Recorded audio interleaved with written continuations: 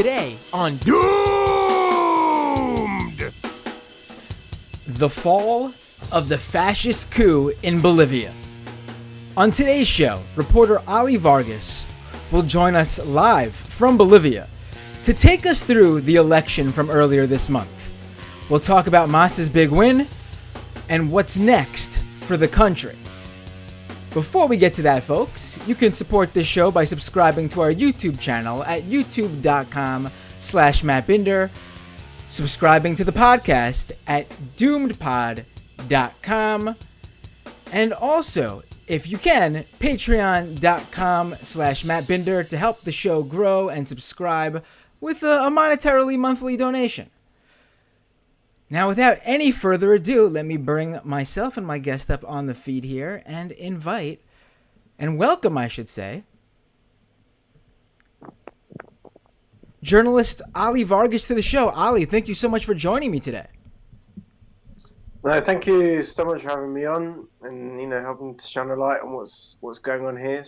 Things are certainly not over, so it's good we're having a chat. Right, yeah, there's a lot to talk about, and speaking of it not being over, there's some really sad news coming out of Bolivia today, where that coal miner union leader who had that clip right after the election celebrating the big win by Mas. He had that video where he was basically, talking about how it was the power of labor and the strong unions. And, and that's what basically brought the movement for socialism's big win in Bolivia. What was it? 2 weekends ago. He sadly passed away today. Can you explain, walk us through what happened here? Yeah, it's an absolute tragedy. It's called Orlando Gutierrez. He was the leader of Bolivia's mine workers union in the country, and he's a young man. He was one of the the young, new generation, young faces of the party, of the MAS, and of the social movements that form the basis of the party. And he was projected for big things. He was seen as a leader at a national level, not just for the miners, but for the whole movement.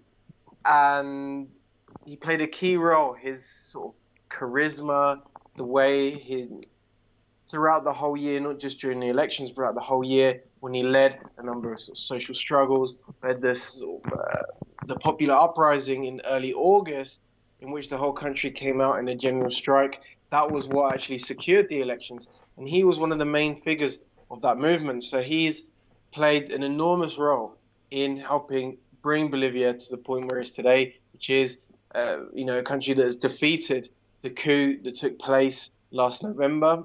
Last year. So his passing is immensely tragic, especially at such a young age. The circumstances. Right. Sorry? I was going to ask you, what exactly happened? Yeah, of course. I mean, the circumstances are not at all clear. We know that he was attacked. There's some sort of violence attack a couple of days after the elections. And it was confirmed today that he died as a result of injuries from being beaten, from being hit. But details about exactly what happened are not clear at all yet, and nothing's been confirmed. There will of course be investigations, and his union, the miners' union, is declaring, there's a demand now on the new government that they have to clarify exactly what's happened. They have to have a thorough investigation, because it's unexplainable. I mean, it's just an unspeakable loss, because he was supposed to be the new generation, the new face of the new change in Bolivia. Obviously Evo Morales is an immensely popular figure, and he governed for 14 years. But people were also really, really excited about the new people that are going to come to the fore under this government. People like the Senator Andrónica Rodriguez, who's from the area I'm in now. People like the ex-president of the Senate, Eva Copa, and Orlando Gutierrez as the representative of labor, of the working class, of the organized section of the working class, with the MAS as governing as an alliance between the indigenous groups in the rural areas, together with sort of the more urban working class represented by Orlando Gutierrez So it's immensely tragic, and hopefully we'll have more information. There'll be more clarity about what really happened. Right, right. I mean, it's. I mean, it shows that this is still not a, nothing is solved just because the election results are in and we know who the next president and which party will be the controlling party. I mean, it seems like the coup might have officially been defeated, but the far right in Bolivia is still, ready to take action and hit the streets and do things like this, it seems. Absolutely. This past few days, there have been a number of protests as well by the right-wing groups. In fact, a couple of days ago, there's a, a large group of people went to a military base in the city of Santa Cruz, and they sort of surrounded it and prayed and asked them for a second coup to come out and stop the mass from taking power. You're our last, hope, sort of thing. And then today as well, there's a number of protests in Cochabamba, in the city of Cochabamba, which is near where I am. A group of people again went to a military base to ask for a second sort of military intervention. So it's a cries of people who know they've lost, who know they're in a desperate position. They weren't able to present a credible sort of neoliberal candidate that could sort of generate enthusiasm. They've lost, and now they're looking for anything. They're accusing the government of like rigging the election, of electoral fraud, which of course is absurd. This is an election run by a government that persecuted, killed, jailed all of the leading people within the left, within the mass. So the idea that they would rig the election in favor of Evo Morales' party is, of course, absurd. But they're clutching at straws. The numbers are much smaller than last year.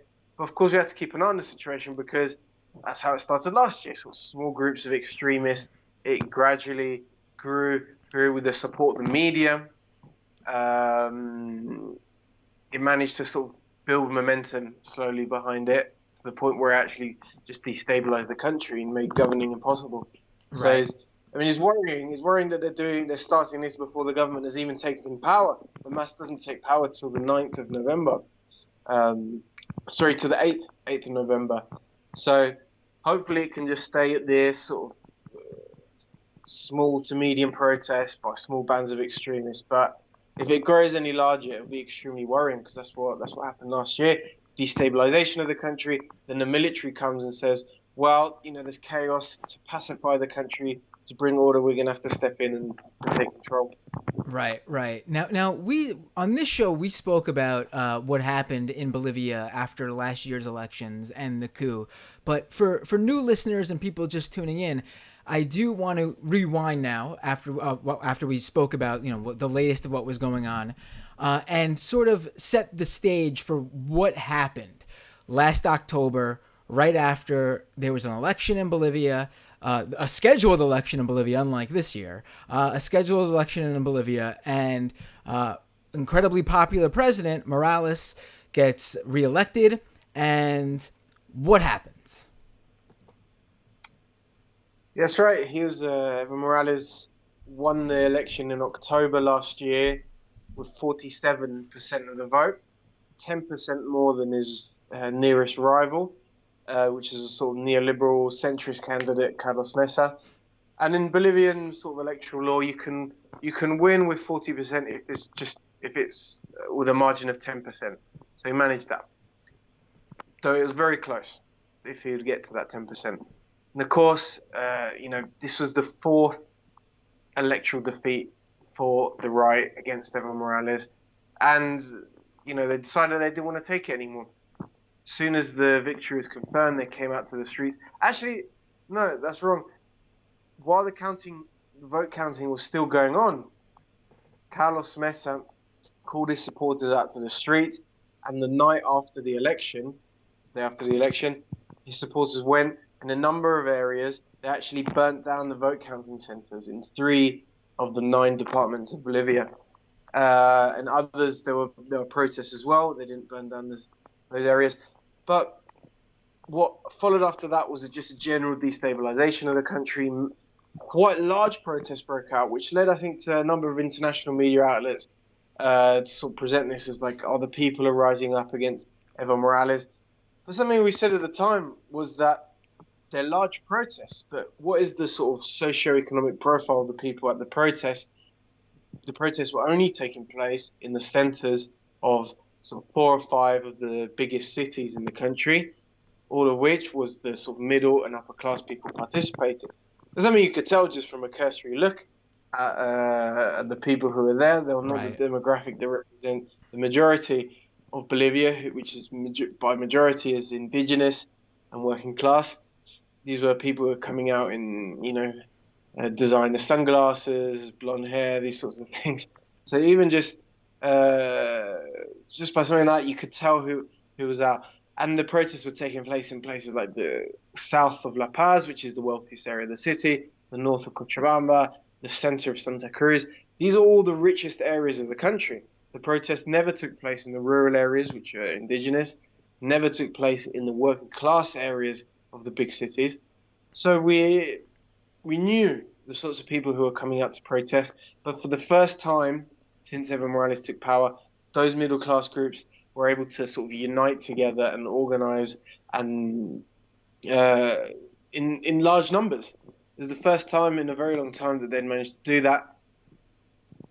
Those protests then became incredibly violent. They went around burning down the houses of prominent members of the MAS, the governor of the Department of Oruro, the sister of Evo Morales, a number of other sort of government ministers, these sorts of people, had their houses burnt down, vote counting centers burnt down. There's just a sense that the country had sort of spun out of control completely, and the police weren't able to keep a handle on this. At the time, it felt like that. Now we know that they'd already switched sides. But once this violence sort of was at a peak, the OAS released their report, which said that there were irregularities in the elections. And then that's when the military stepped in and said, we have to put order. They ordered Evo Morales to resign as president.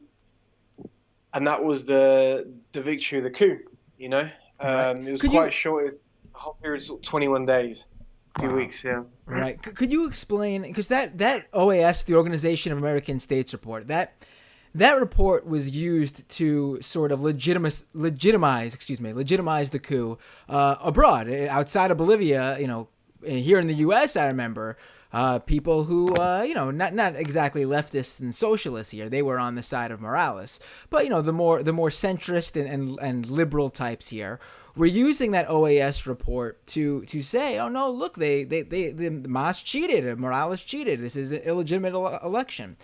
But from what we heard even then, though, it was just that their issue was that the reporting irregularities were just that certain parts were reporting the results before other parts of the country, which, from what I understood, is a usual thing in Bolivia, because obviously the more rural areas will take longer for those final tallies of the election to reach where they need to reach. Yeah, of course. I think a disadvantage that Bolivia had was I think in 2019, a lot of people abroad in the US or in other countries weren't really aware of exactly what the OAS is. I mean, it's not something that you talk about every day in the news in the US or Europe or wherever. I think people sort of saw it as a kind of European Union type organization, a kind of It's like, ooh, it sounds official. It must be legitimate. Like, we yeah, must listen to what it says. yeah, sort of a very official institution. It's been around for a long time. People vaguely heard of it, don't know much about it, but it sounds important. Sort of UN type group, Arab Alliance type group. But what it actually is, the OAS is an organization that was set up after the Cuban Revolution, with the intention of sort of organizing the Americas, including North America, Central America, and South America, to isolate Cuba on a regional level, sort of bring the pressure to try and defeat the revolution in Cuba.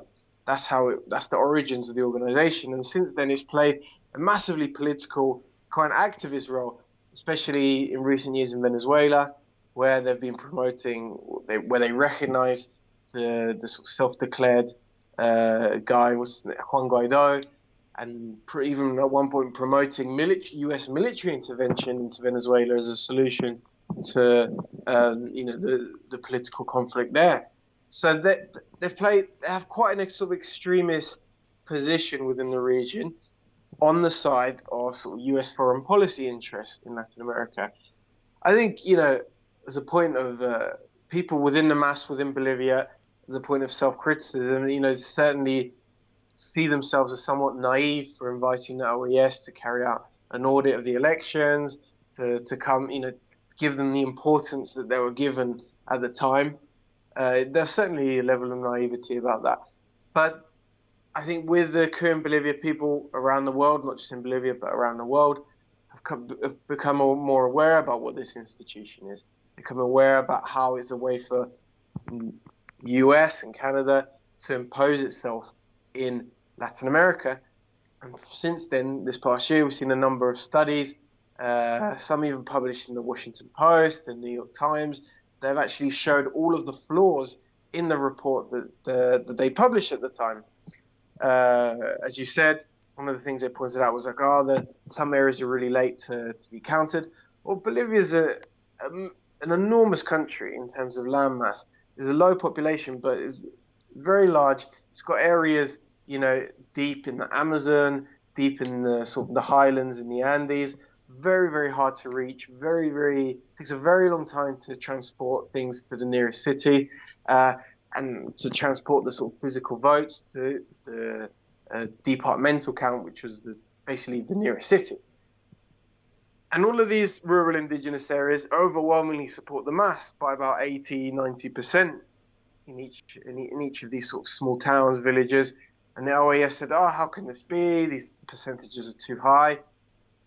Well, actually, in this election carried out by, Áñez's government, and which was observed and sort of certified by the OAS, all of the areas they had, I can't remember how many, but they sort of identified a number of areas where they thought was suspicious because the vote was so high forever. Actually, now the vote was even higher for the MAS. Right. Areas that last year had about 80% for Evo Morales were now delivering votes of 90% for the MAS. So the whole narrative of electoral fraud last year has certainly collapsed with the current election. I hope this can be a point at which not just Latin America, but the countries around the world can recognize the role that the OAS plays, not just in Bolivia, but in the rest of Latin America as a kind of enforcer of sort of the interests of the White House. Right. You can tell just how much that MAS won by this time around, being that Janine Áñez comes out and basically the same night admits that they won. I mean, there was no room for any sort of argument of an error, or there's no room for error, even if you're talking like within the a couple points. It was an overwhelming victory for MAS, like you said. It was pretty incredible to watch them have to admit defeat that same night without being able to even have room for saying there was something up with the results. Yeah, of course. And I think that's as well is what stopped a possible electoral fraud, a real electoral fraud taking place this time. I think if you're going to rig an election, it's easier to rig if you only have to manipulate sort of 1 or 2%. To manipulate 30%, and the MAS won by nearly 30%. That's very, very difficult to do without being detected. So I think the overwhelming nature of the victory is allowing the transition so far to be peaceful. I say so far because, as I said at the beginning, there's a number of attempts by the sort of smaller, more radical groups within the right to try and destabilize things. But I think there's certainly a mood of people accepting the results. People can realize as well, because this past year, it's been a disaster. Much of the vote for the masses, some of those people didn't vote for Evo Morales last year, but a vote came back to the MAS this year, precisely because the whole way that the coup government managed the country the past year has been, the country's been in a crisis, not just politically in terms of persecution, authoritarianism, but actually the tremendous economic crisis that's come about after the sort of dismantling of Evo Morales' economic model, and a sort of number of neoliberal reforms, privatization, austerity. That has caused a collapse in the economy. Unemployment tripled. And it's something that has reached everyone. The economic crisis has reached everyone. Everyone's suffering. So the elections were partly a rejection of that neoliberal economic model as well. Right. I feel like we're seeing that, especially with what just happened this past weekend with Chile voting to basically redesign their constitution that was, again, formed by this neoliberalism coming from the United States. Um, what what can you tell us about the incoming, the president-elect of Bolivia? Morales is, I guess, would it be right to call him his protege? Is he like Morales? I mean, they're both in mass. Yeah, well, Luis Arce, who's the president-elect, was Evo Morales' economy minister for almost the whole of the 14 years that Evo Morales governed. Right. They're very different. They come from very different places. Evo Morales is an indigenous union leader, organized rural workers here in the Tropic of Cochabamba, and that's how he came into politics through being a union leader. Luis Arce he comes from the middle class. He's an economist. He studied economics. He's got a master's in economics from Warwick University in the UK. He speaks fluent English. So he doesn't come from the same sort of social background as Evo Morales, but he's the only minister who's there for the entire time of Evo Morales' government. Before going into politics, he's someone who ran a very well-known Marxist study circle, sort of economic study circle, sort of Marxist economist, who studied precisely the question of how you build an economy, sort of post-neoliberal economy. And it was through his involvement in those sorts of social scenes, sort of Marxist intellectual scenes, that he got asked to come into the government. Because obviously, Evo Morales, the whole idea of the mass was that the social movements take power, that the organization, indigenous movements, workers' unions take government. But it has to, in certain areas, it has to be done in the lines of those with, an academic background, people who have sort of technical expertise that can work at the service of those social movements. So they brought in Luis Arce, someone who's an expert economist, and that's part of the reason he won. Right. The economic crisis has become so deep for people, and people saw in him someone who knows how to manage the economy. His economic model was nationalization of natural resources, and not just of resources, but of the leading industries in the country. Then running those companies efficiently, then using those profits to then invest in development, in infrastructure, public services, because that's the only way a government, especially governments in countries like Bolivia, can earn serious revenue. In order globalization, tax avoidance, a way to secure government revenue is by nationalizing leading industries of the country and mobilizing them to engineer a sort of wider development. And people remember that, the Bolivian media is uniformly right wing, and they'll talk about, it was all an illusion, the whole economic boom. It was, they manipulated the statistics or something. Okay, you can say that. You can repeat that 100 times. The fact is that people lived. Everyone who voted on the other day lived through 14 years of economic growth, of rising living standards. The average income of people tripled in real terms during that time. So, above inflation. The propaganda is incredibly powerful, but when it runs up against people's actual experiences in their daily lives, then it's not so effective. Right. Right. So let's talk about the coup a little bit. With first of all, I want to really talk about Jean Áñez, because I want to sort of understand where she came from in terms of, here you have someone completely unelected. She didn't run. She wasn't even like one of the candidates. She wasn't the second, the runner-up candidate you mentioned, who said that there was something up with the results last year.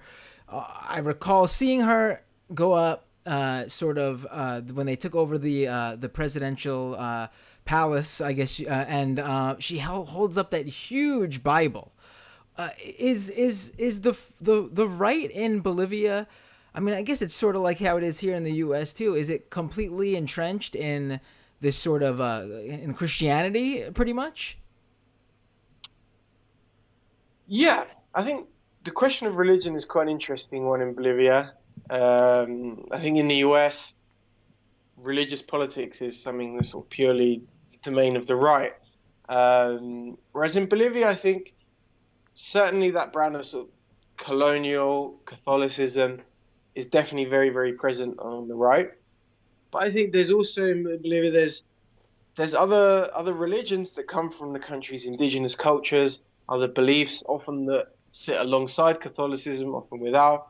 But even within sort of Christianity, I think most of the people who voted for the mass would probably identify themselves as Christians.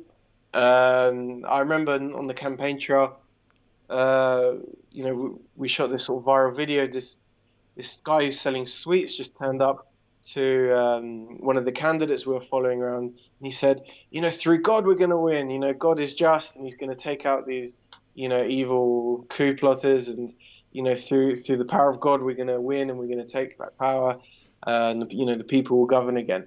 That's the sort of sentiment there is as well. So there's quite an interesting way in which religion can be used by both sides.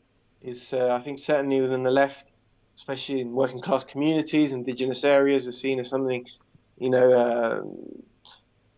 God, Jesus, seen as something that's someone's on the side of the poor, of the oppressed.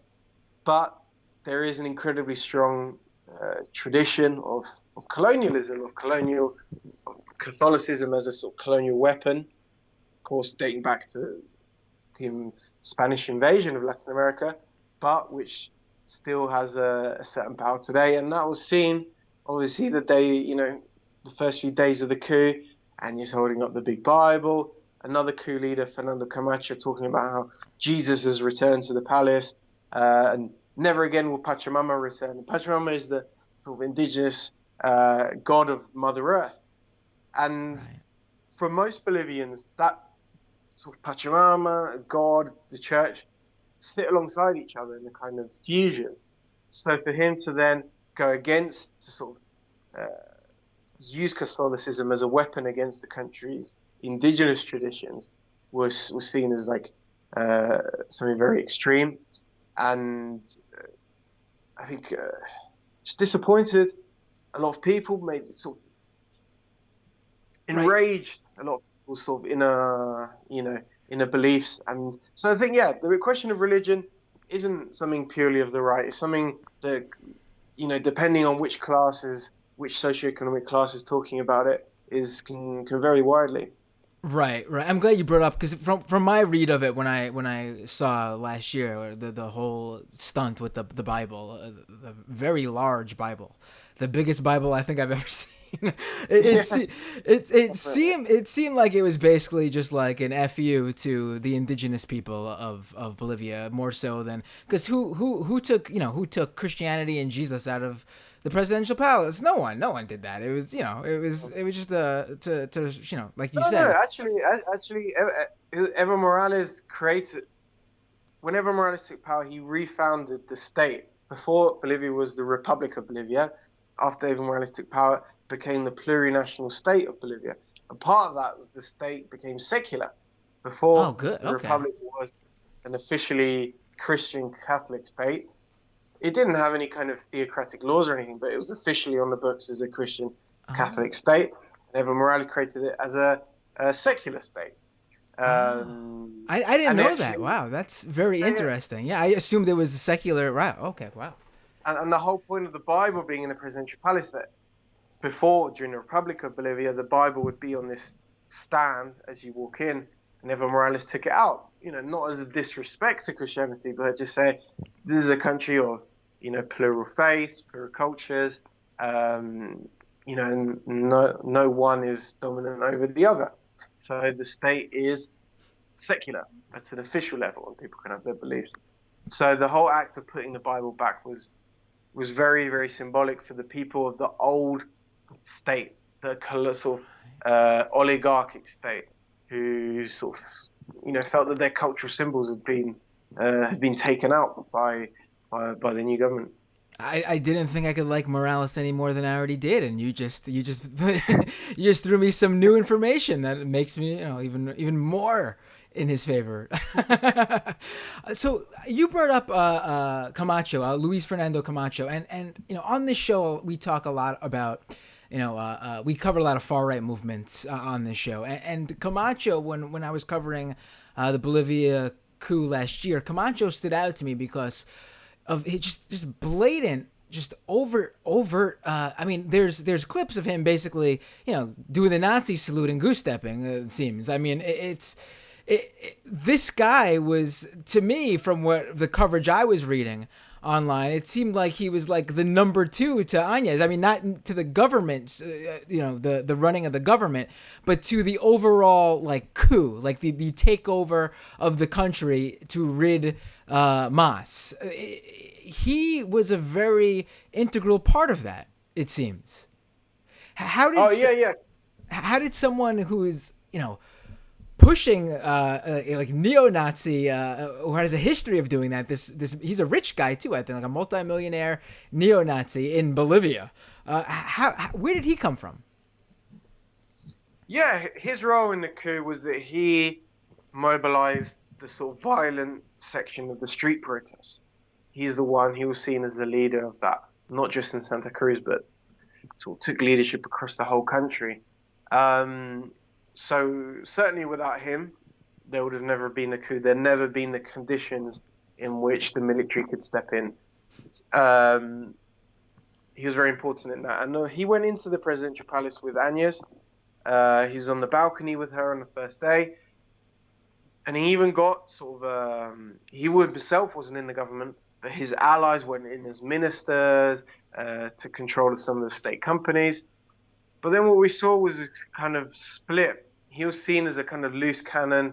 He's a violent person, unpredictable person, and he wasn't seen as sort of reliable for the people who were trying to operate and stabilize the new state. So he was kind of pushed out. So he comes back during the elections as a kind of populist, or saying, I'm against all the old politicians, against the mass, and I'm against this new establishment as well. I'm the real, right-wing revolution. And yeah, he's someone, as you said, he's a rich guy. His family come from the oil and gas people. Much of their wealth was nationalized during the government of Evo Morales. That's, of course, just a personal bitterness they had for a very long time. They owe millions to the state in unpaid taxes. But he comes from a sort of wider oligarchy in the east of the country, Santa Cruz, which is based around oil and gas, based around large landowners, sort of loggers, ranchers, those sorts of people who, before Evo Morales owned about half of Santa Cruz between five or six families. But then after Evo Morales brought in a land reform, had to break up some of their land. So there's huge personal bitterness and also huge economic power. And it turned out during the course, something Camacho admitted himself, was that his father played an integral role in sort of fomenting the mutiny among the police, in not promising that there'd be salary raises for the police. And the mutiny of the police is what preceded the military coup, the military intervention. So he played an incredibly important role. But I think the fact his sort of his extremism, his violence, his sort of the fact that he's a loose cannon put him on a collision course with the government.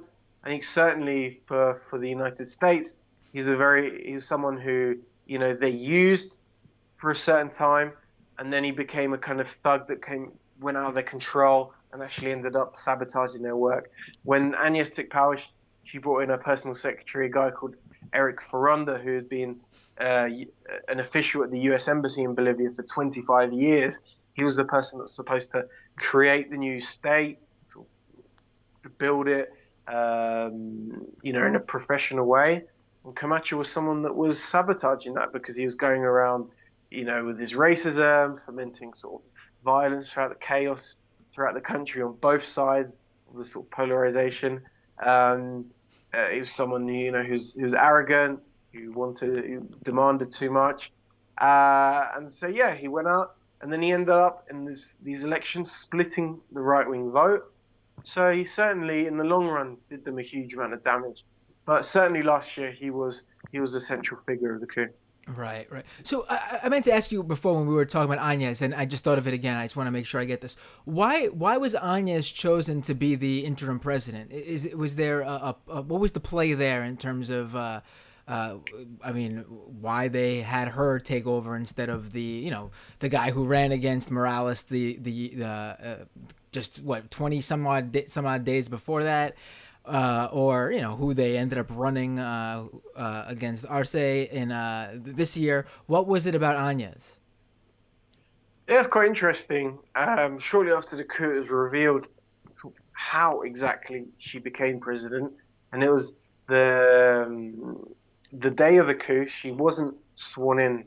The day that Evo Morales left, it was sort of the day after, and there was a meeting at the Catholic University in La Paz, which is the main university of the city, chaired by the people who run the university, which is the Catholic Church. But at that meeting was the main leaders of the coup: Camacho, Carlos Mesa as a candidate, an ex-president called Tuto Quiroga, and also the ambassador of Brazil. And at this meeting, it was decided that all of the people present, despite certain enclaves of power that they had, were polarizing figures. It'd be best to bring in someone sort of unknown, lead this transition. They called it the transitional government, and prepare the way for the real person to come in after her to run the state, which would be decided at a later date among themselves. And she's someone who's completely unknown in the country before this. She was a senator from a department called Beni in the north of the country, where sort of sparsely populated area of the country. They've never had a president. They've never had sort of leading figure in the country. So she was sort of seen as a puppet, someone who could be, a face of things, and who, because she was unknown, she could be controlled by others. If someone like Camacho, Carlos Mesa came into power, they could, demand their own things. But Agnes was someone who didn't have her own agenda necessarily, so other people's agendas could be put onto her. And yeah, that's certainly how she governed. She certainly wasn't the controlling force in government. The controlling force was the Interior Minister, Arturo Murillo, who was the sort of face of the persecution, the massacres, the repression.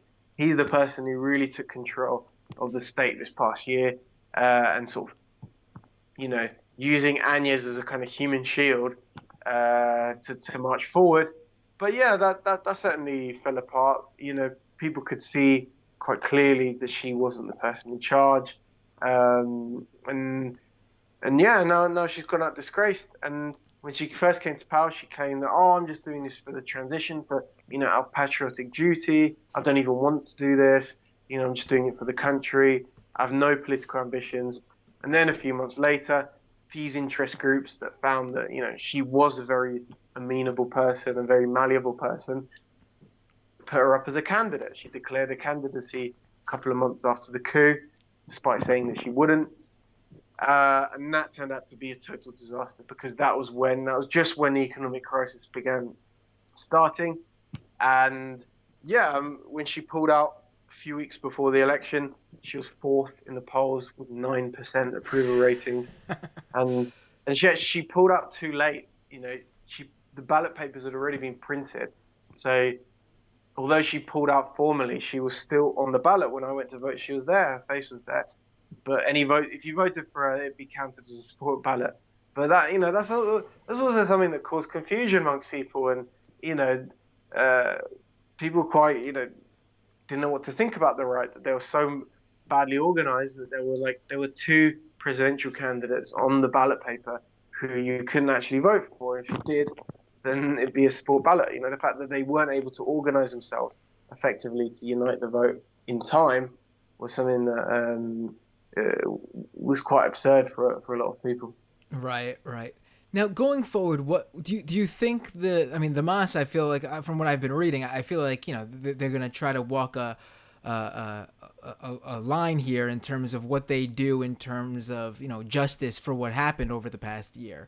They need to, I guess, come across as not vengeful, but obviously those who broke the law and did things to get the country in the shape that it's currently in. I mean, there needs to be some sort of justice. Do we know exactly what they plan to do in terms of that? Yeah, definitely. I mean, just on the wider point, I mean, this is an incredibly important question about what you do after a moment like that. What you do after you overthrow, an unelected government, a regime. What path you go down, sort of vengeance, sort of truth and reconciliation. And yeah, certainly throughout the campaign, the Mas said that this isn't going to be a government of persecution or revenge, but that neither will the worst crimes of the last year go unpunished. So that's the massacres. There were 2 massacres carried out within 10 days of the coup. During that time, the government signed a decree which said that all military and police officers cannot be brought to trial for what they did during that time.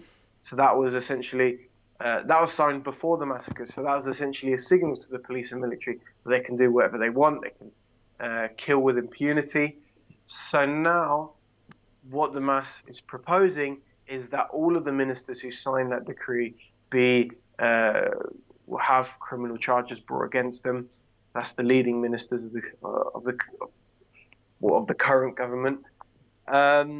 And of course, their response is to say this persecution, And Agnes wrote a tweet, I think yesterday or 2 days ago, saying that, the Mas is up to its old tricks of persecuting those who think differently. So she's saying, I'm being prosecuted for thought crime or something, whereas of course nothing of the sort. If the Mas were persecuting people for thought crimes, they'd prosecute 40% of the country. But the only people who are having charges brought against them are the key ministers who are responsible for the massacres. And there's also 2 or 3 quite serious cases of corruption of the past year of government officials stealing the money that was destined for COVID-19, stealing the money that was destined for purchasing COVID-19 ventilators, things like that.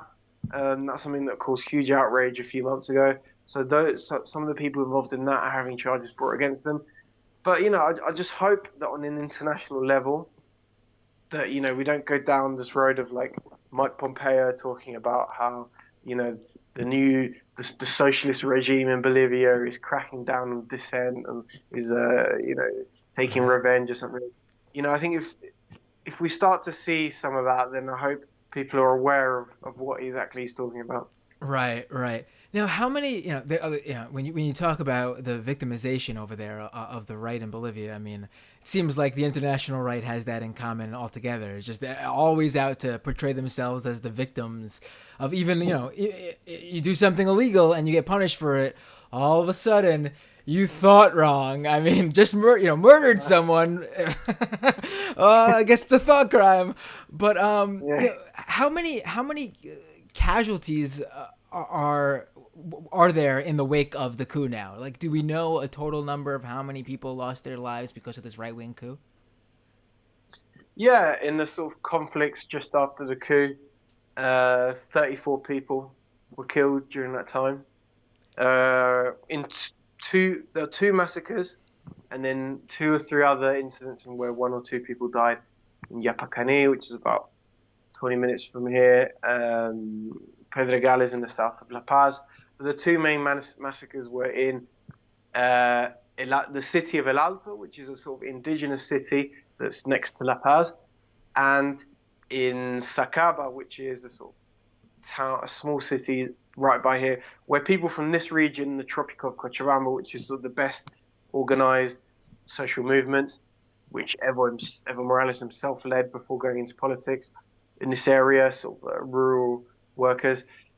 They were going to the city of Cochabamba to protest, and Sacaba is attached to Cochabamba. It's just before you arrive. So to stop them getting to the city, the military sort of put up barricades there, and that's where they carried out the massacre. And they had helicopters flying at 40 meters, 30, 40 meters above the protesters and shooting down at people. Yeah, it was an incredibly difficult time. Jeez. People, yeah, the the wounds of that are certainly still very, very, very fresh, and people aren't going to allow that to go unpunished. And I think that's a key demand on from the bases of the mass to the leadership of the mass, is that you have to prosecute these people. You can't, for an easy life, try and give them some sort of amnesty. Right. Now you brought up corruption related to coronavirus funds. Now this seems like, obviously, I mean, no one's saw this coming back in October and November when all this was going down in Bolivia. But I mean, seems like the worst possible time for this whole situation with a pandemic, global pandemic. Now, how? I'm assuming from what you told me that the Áñez run government did not handle the coronavirus well down in Bolivia. Absolutely not. Absolutely not. I mean, Bolivia, I think, has possibly, I mean, I'm not sure, but it's maybe reached the position of like herd immunity now. Like, just because the virus ran through the population with such sort of ferocity that now there's actually very few cases. But during the peak, during the past few months, I mean, there was a situation where, Bolivia was one of the countries in Latin America with the highest number of cases, but with a completely collapsed health system. And actually, 1 year before the coup, Evo Morales launched a sort of universal healthcare system. But during that year, it was never properly implemented because the right-wing sort of doctors' associations, to protect their private clinics, came out and sabotaged it. They went on strike. They said that, this is a bad system. And so Bolivia went into it without a universal healthcare system, with just a few, very, very few public hospitals, which immediately collapsed, and a private system in which a coronavirus patient was being charged around $3,000 per night for a hospital stay. And in a country where the minimum wage is around $350 a month, that's obviously something that's not anywhere near affordable for the vast majority of the population. On top of that, of course, was the fact that under Evo Morales, Bolivia had a huge number of Cuban doctors in the country, 700 Cuban medical professionals. They ran entire hospitals in key areas of the country. All those hospitals were closed after the coup and remain closed for the whole year. And, again, Bolivia went into this without some of the best medical professionals in the country, just for, out of political spite. They were expelled after the coup. So it was an incredibly difficult moment. And even the pharmacies were running out of basic medicines, even painkillers in the cities. So people began turning to things like, what's that thing that Trump was promoting as well? The sort of bleach thing. Hydroxychloroquine. Oh, the bleach. Yeah, oh, right, bleach. Right. The drinking of the bleach. That was huge here. But like, again, not through ignorance, I'd say, but just through desperation. People didn't have anything else. People couldn't access the hospital. The public hospitals were collapsed. The private hospitals were unaffordable. So, there came along all sorts of, people with vans selling these bottles of bleach for $20. So people thought, well, that's what I can afford. So people ended up doing that. More interestingly, there was a sort of revival of traditional indigenous medicine, using things like ginger and various plants, eucalyptus, a plant here called wira wira, which do have medicinal properties, which certainly don't sort of damage your health in the way that the bleach does. But, as a cure or treatment, it's certainly not something that's certified. I think it's something that did help a lot of people. certainly in this region where I'm in, um, I don't know what role it played, but certainly I know one guy, the husband of the cleaner in the radio station I work at, he got coronavirus, and he cured himself by he couldn't afford any medicines, he couldn't even afford a test. He never actually did a test, but he had all of the symptoms for like over a month, and he boiled ginger with Coca-Cola, and then he claims that cured him. And that's the sort of solutions that people had, because people just couldn't access any medicines, they couldn't access the hospital. Right, right. And I should just point out, by the way, that you don't need a coup to botch a pandemic response, as Trump and the U.S. so greatly has shown the world. uh, but Yeah, there's but certainly some similarities though in the way in which the elections that were just now, they were supposed to be held in May, and they were delayed 3 times, and using the kind of excuse of coronavirus, like, oh, we can't go to vote, everyone will get coronavirus and die. But it was actually because Agnes knew that she was third in the polls, then fourth in the polls, and they wanted to keep delaying the election. And that's something that I understand Trump has been trying to do. This, using coronavirus to sort of put off the elections. I remember a while back he was making some tweets in that regard. So yeah, coronavirus certainly has been a kind of useful weapon for a lot of the sort of worst people in the world to try and clamp down in their own countries. I like the idea of Anya is constantly trying to, like a fictional scenario where there still hasn't been an election in Bolivia. She's still pushing it back every month, and every month she just drops lower. She just drops lower and lower and lower each time. Like, but when they finally hold the election, like in 2024, she's like 24th in the polls, and somehow she's 24th, but there's only like 8 people running or something like that. Yeah, it's terrible. So one thing I want to ask you, actually, that I found really interesting, and I actually did a whole episode on this with a researcher who had looked into this and found this in one specific online network, but this doesn't really speak for the whole of it. One thing that was really interesting as an outside observer during the coup was there was so much discourse about Bolivia being online on the internet, steered by people who supported the coup. In fact, so much of it also was being supported by fake accounts, bot accounts, like basically just verbatim copying and pasting the same thing. I remember the big thing was the push to try to frame what was going on in Bolivia as not being a coup. Like, that was the main thing. This is not a coup. I honestly have never seen anything like that. There was like no one from or very few faces on the left in Bolivia that was able to push back on that. It was like completely taken over by one side, and I didn't see this from like when the rise of Bolsonaro in Brazil, didn't see this, in the UK.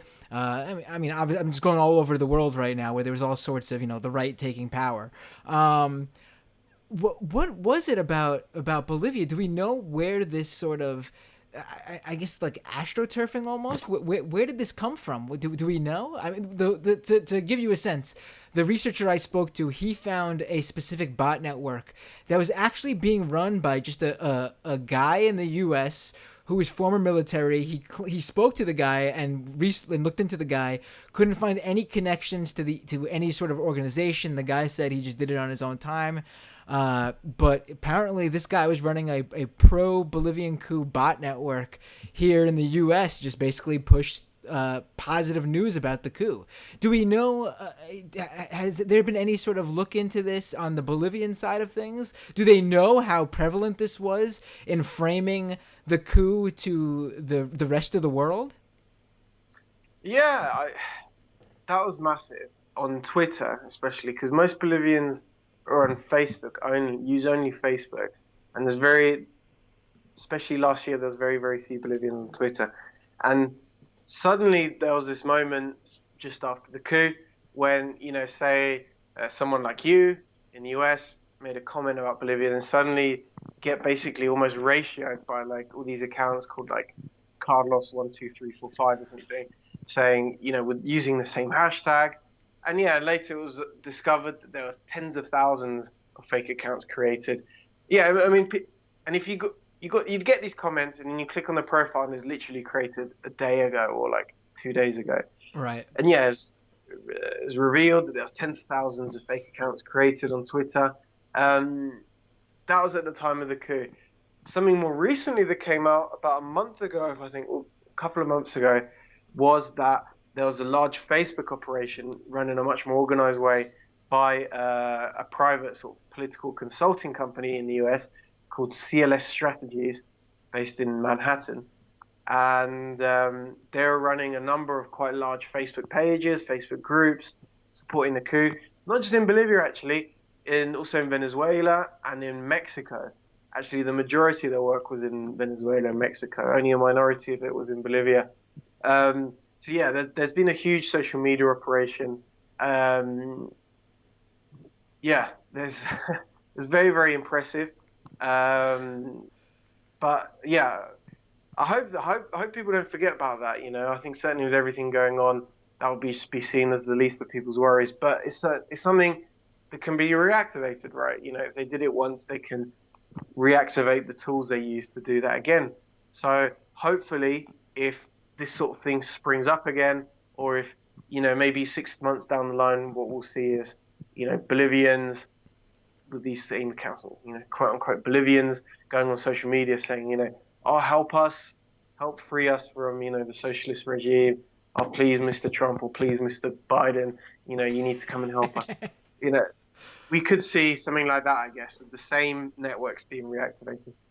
Right. I mean, it's hard to like do this episode right now with you and not be thinking of the U.S. here in the U.S. the election on Tuesday, and one of the reasons. I mean, obviously, I've been covering what's been going on in Bolivia, so I wanted to have you on to discuss the results of the election, regardless. But one of the really interesting things to have you on now to me is like, it's sort of what could have been in terms of what happened in Bolivia, where there was a fascist far right takeover, a little bit different in terms of there being a coup there, and here Trump was elected through our terrible electoral system, but and then they had their I mean, obviously the socialists were already previously in power in Bolivia, which wasn't the case here either, but they now have another socialist coming in to come and defeat the far right coup, and he's going to be the president. I think of what could have been here with Bernie Sanders, but it's interesting how this all happened over just these past couple of years, like the past 4 or 5 years. There was this really international rise of the far right, and I think now in some countries, we're seeing it in Bolivia, and I think, again, not the same with Biden, but it would be a tiny step in the right direction. Oh, I should say in the correct direction, because don't want to confuse people and think we're going right with Biden. So I wonder if we're seeing a correction now in some ways, where there were all these countries that got taken over by right wing regimes. It was just an interesting thing to ponder as we saw these elections come in. But before I let you go, I had mentioned before we went live that last year, for one of the shows I did on this, I had invited one of the people who was who a real person, not a bot, one of the real people who were very loudly pro-coup, and of course she wouldn't call it a coup, but pro-coup, and that was Janice Vacadaza. And we had a debate. And before, it would be interesting actually to hear from you. How would you describe her as someone who's Bolivian and been covering this there on the ground for the past year? How would you categorize her if someone was to ask you, who she was? Well, I think she's someone who you'll see pop up. She's the sort of person you'll see pop up in every country that has a conflict with the United States. She sort of became quite famous last year when there was a number of forest fires in Brazil, and some of which came to Bolivia. And she, was taking on this role as like a liberal environmentalist, NGO person, and peddling this line that Evo Morales is responsible for the forest fires. He's the same as Bolsonaro, etc. And there are a number of sort of protests around that. I think that, at the time, when I was working at Telesur English at the time, we're trying to put out the other side of the story, the way in which Bolsonaro wasn't doing anything to control the forest fires, whereas in Bolivia, Evo Morales was, moving heaven and earth. He contracted the largest air tanker in the world to help extinguish the fires, and eventually those fires were extinguished. But she shot to fame during that whole period and tricked a number of sort of environmental groups, sort of liberal environmental groups, NGOs, to criticize Evo Morales and provide a kind of certain liberal cover to the coup. And that was a role, that sort of liberal face, because the Camacho, Agnes, that wasn't the face they wanted to project to the world. The face they wanted to project was, young, middle class, sort of liberal person who, maybe a Democrat in the United States can relate to. I mean, a lot has been written as well about her background. She studied in the United States. She's worked with a number of these sorts of shady NGO groups, NED, USAID type groups in the United States, and then came to Bolivia and started this whole apparatus of liberal environmentalism. So yeah, she's certainly a US backed person, but someone who tried very, very hard for a long time to provide a liberal face to the coup. I think she failed though. Right. I mean, at least she failed. Right. I when I had her on, I brought up so much of what you just discussed, and one thing she constantly kept trying to. I mean, she obviously knew that I was a leftist, and she really tried hard to convince me that she was really a liberal. We have a bunch of those here in the U.S. I'm sure like people who claim they're really liberals, but the left has gone so far that they just have to still always support Trump, even though they really are liberal. I guess she'd be like Bolivia's Tim Pool or something like that. But she really tried to convince me that she was really liberal. And she actually likes Morales. She just felt like he was someone who broke the law by running when he wasn't supposed to run. And that she wasn't happy with Agnes either when Agnes rose to power and there was all this violence. But this was just unfortunately some of the stuff that needed to be done. And obviously she claimed the violence was being pushed by the Mas supporters, which, I mean, we know is not the case. And this was just something that had to be done. And, she's not a fan of Agnes, and she just hopes that Agnes keeps her word. We have fair and, elections in Bolivia, and then everything's set straight. The record is once again cleared, and all is good in Bolivia. And then literally after we have this 2-hour debate or so, a couple weeks later, she posts this photo with Janine Agnes on Twitter of her meeting Janine Agnes and taking a photo with her, and talking up how great it is for a strong female leader to be running Bolivia. I mean, again, this is someone who took power via a coup. She wasn't elected. I don't know why you would herald that. I mean, you'd want your first female president of a country to be democratically elected, I would assume. But it was just so, like, she just, and not shocking, but like just to see it so up front, like just basically she lied to my face. I mean, how do you square that? It's just, I just thought you'd find that interesting, and and obviously I brought up to her, and it was a lot of fun to tell her that Yeah, why definitely. do you. I mean, because she's prepackaged. There she was supposed to play a certain role, push a certain thing within the wider movement of the coup. But yeah, she was always part of the general right-wing movement. To say that, portray herself as someone's like, oh, I used to like Evo Morales, but then he did this. It's not true. She's always opposed Evo Morales from the very beginning. It's very well documented. You've got to ask, well, why is she? Why would she oppose Evo Morales from the very beginning? What was she opposed to? Was it the nationalization of natural resources? Was it the inclusion of indigenous rights in the constitution? What was it that she hated so much? So yeah, certainly the way in which she would sort of give her liberal side to you on this show, trying to reach your audience with that, with that discourse, and then within Bolivia, shaking hands and being chummy with Agnes herself. That's the actions of someone who is, who's an operative, who's someone who has a very planned out strategy how to achieve a certain thing, and how to manipulate a certain discourse. So yeah, and people like her are in every country. Right. In every country that comes into conflict with the United States, you have these sorts of people that pop up out of nowhere. Right. I do have to say, it was very satisfying to, I don't know how many people get to do this, but I got to bring up that she was, the descendant of a dictator when I tried to call out her background when she was like saying, yeah, I'm just like a normal, like a liberal, normal, average, regular activist type. And like, your like ancestor was literally run out of the country and like stole what was it, something like tens of millions, maybe even hundreds of millions of dollars in wealth with him when he left the country.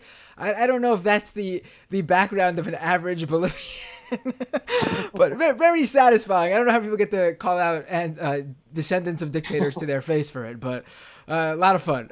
You should you should I'm definitely do it sure. sometime. I'm sure I would love. You'd I'd probably love even be to. able to do it better than me, obviously, being that you know her much better. Ollie Vargas, thank you so much for joining me today. This was an absolute pleasure. I'd like to give you a moment now to just plug whatever you'd like to plug, tell people where they could find you online, where they could read your reporting. The floor is yours. No, thank you for having me on.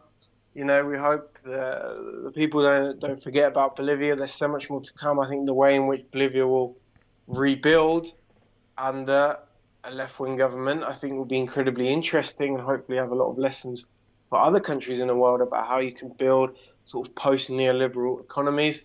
But yeah, so if you want to keep informed about that process, uh, obviously I have my own personal accounts on social media, on Twitter, at ovargas52, and we have our English language outlet called Kawsachun News, at Kawsachun News, which is the English language outlet of the radio station I work at here called Radio Kawsachun Koka, which is one of the only outlets throughout this whole period of the coup that was, that kept going with critical reporting. So, yeah, follow us there. We hope to be building further now on what we had, hoping to launch a website, sort of mini documentaries, that sort of thing. And yeah, follow us on there, on Twitter, on Facebook. And yeah, keep informed. And hopefully when we have a website up and running, you can support that as well. We have a Patreon throughout this whole period of the coup. That's the only thing keeping us going. So yeah, if you can spare some change, then certainly that'd be very welcome on the Patreon to support that ongoing coverage. And yeah, and I hope people stay tuned, and I hope people can take lessons from what's going on in Bolivia. I think the way in which Bolivia will rebuild will show other countries, the US and everywhere else around the world, about how you can build a government based on social equality, based on lifting the living standards of the poorest people in society through the nationalization of your country's leading industries, post neoliberal economy. I think that'll be incredibly interesting for incredibly important for people all around the world. Right. I just want to stress again that you are one of the few people I've been able to find who has been covering this on the ground there, and not someone who isn't part of the right wing media there, like you mentioned, who also is local to the. You're not someone who's come in and to cover it as an an outsider from a foreign news outlet, which no problem with that. Great, we have that, but you obviously have insights that from my point of view, from what I've been reading of yours, you have insights that many others do not. So thank you again for everything you do and for coming on this show. Have a great night, Ollie. You too. Thank you so much. Take care. All right, ladies and gentlemen. I'm so glad we got to do that because Ali was supposed to join us last week, but there was some issues with being able to get him on last Thursday, so we had to reschedule at the last minute, and we made it work, and it was great. And I'm really happy that this was the show for the week. For those of you who are who was like, oh, I got the Patreon.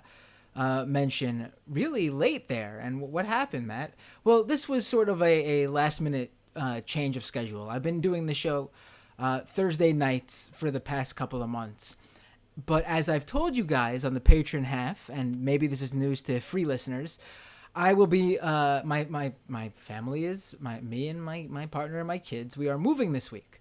We are moving on Friday, so I decided that it'd be very difficult to do a show Thursday night and be at 100% Friday morning to move. So I just had to move the show a day early, and it worked out with having Ollie on too. So that's the reason for the change in schedule.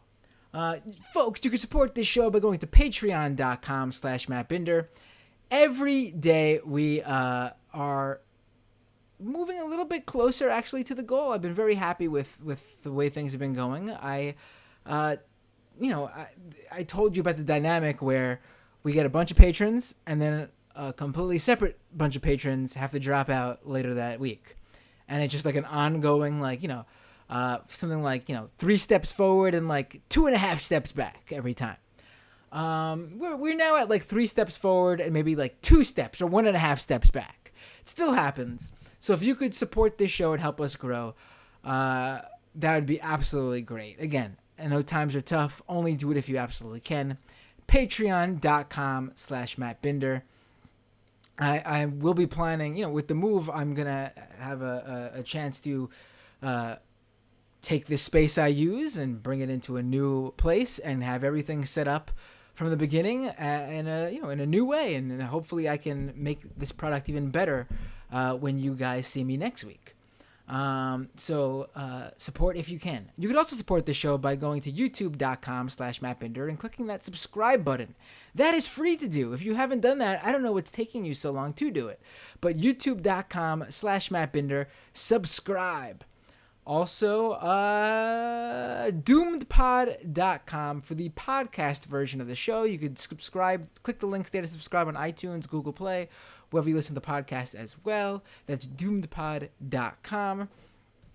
And what else? I will be on the Majority Report Thursdays, as usual, co-hosting with the Thursday crew, Jamie Peck, Matt Leck, Brendan Finn, during the fun half. Tune in tomorrow. Show starts at 12 noon. I will be on around usually about 1 p.m. Eastern time to the end of the show. Co-hosting with those guys. And what else? I don't know what hour or when I'm going to be on, but I will be on. And you might have heard Sam Cedar will be hosting a Majority Report. Jeez, makes me feel very old. 10-year anniversary show on Election Day. That's next Tuesday, November 3rd. 12-hour long show. I don't know if he's done a 12-hour long show since I was there. I know he's done long shows, but I don't know about a 12-hour long one.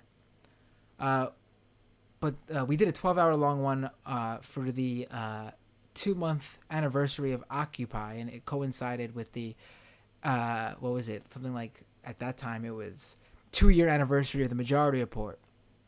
And we did a 12-hour show then in 2012.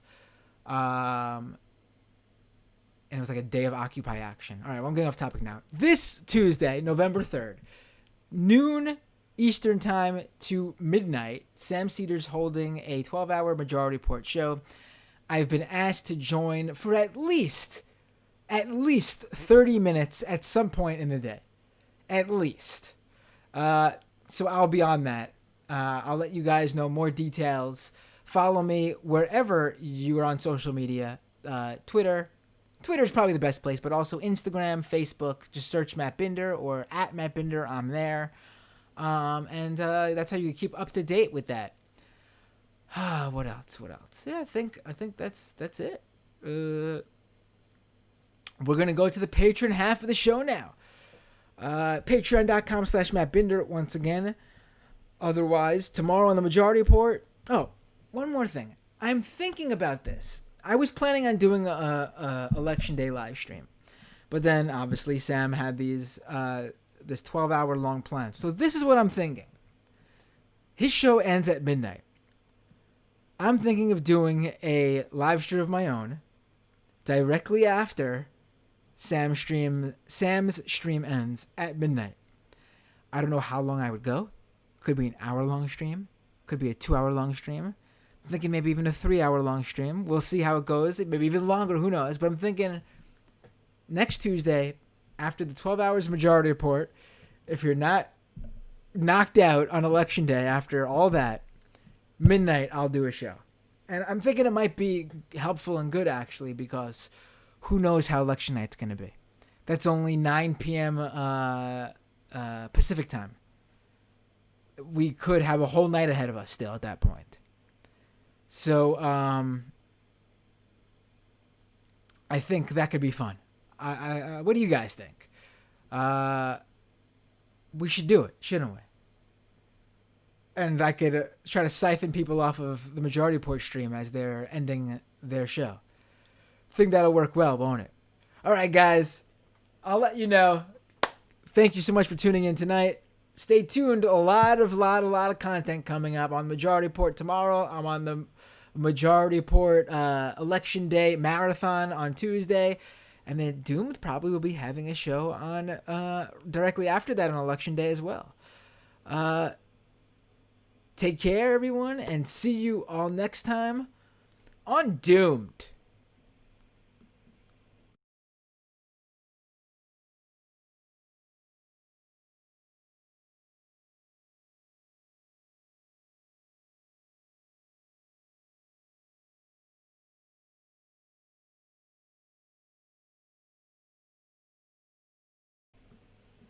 All right.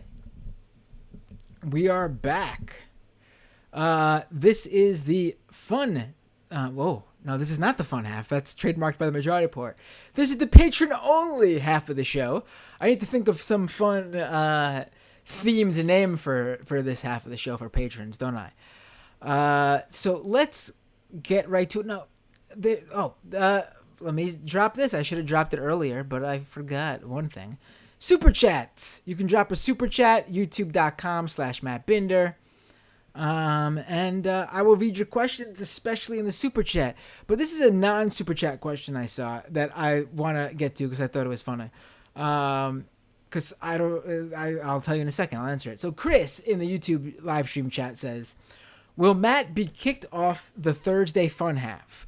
Will his dismissal be a function of Matt's punk aesthetics not being peacock friendly? And this was in response to someone bringing up how Emma Vigeland of the Young Turks is going to the Majority Report. I'll tell you this: it was news to me. Sam Cedar tells me nothing. I told you guys how I didn't even know the schedule of me co-hosting the shows on Thursdays for very, very long. So as far as I know, I am doing Thursdays still. I assume that could change. I don't know. I assume eventually at some point maybe it will. I don't know if Sam would want me to do something else in terms of, I mean, I would not be hired full time for the Majority Report, it seems, because I don't think, to be quite honest, that Sam can afford me to be to be quite frank, to be full time. I'm happy to be very amendable in terms of the cost of my time on a basis like how we do now. I'm very, very, but if you want me full time, you gotta pony up pretty much. And the reason I left, what was it, 5 years ago now, was because the majority of 5 years ago now is because Sam couldn't pony up. So for people who are like, this is what it is. But it is Sam. I hope when the time comes, Sam tells me though that he that'd be funny though if he told me on air one day. Just breaks the news to be on air. It's the last Thursday you'll be doing, Matt. Thanks for joining. Sam. Anyway. If you want to keep seeing me on the show, one thing that could assure that is just continue to let Sam know that you enjoy me doing Thursdays. I would have tons of fun doing a Thursday afternoon with Jamie, Matt, Brendan, and Emma. That could be tons of fun.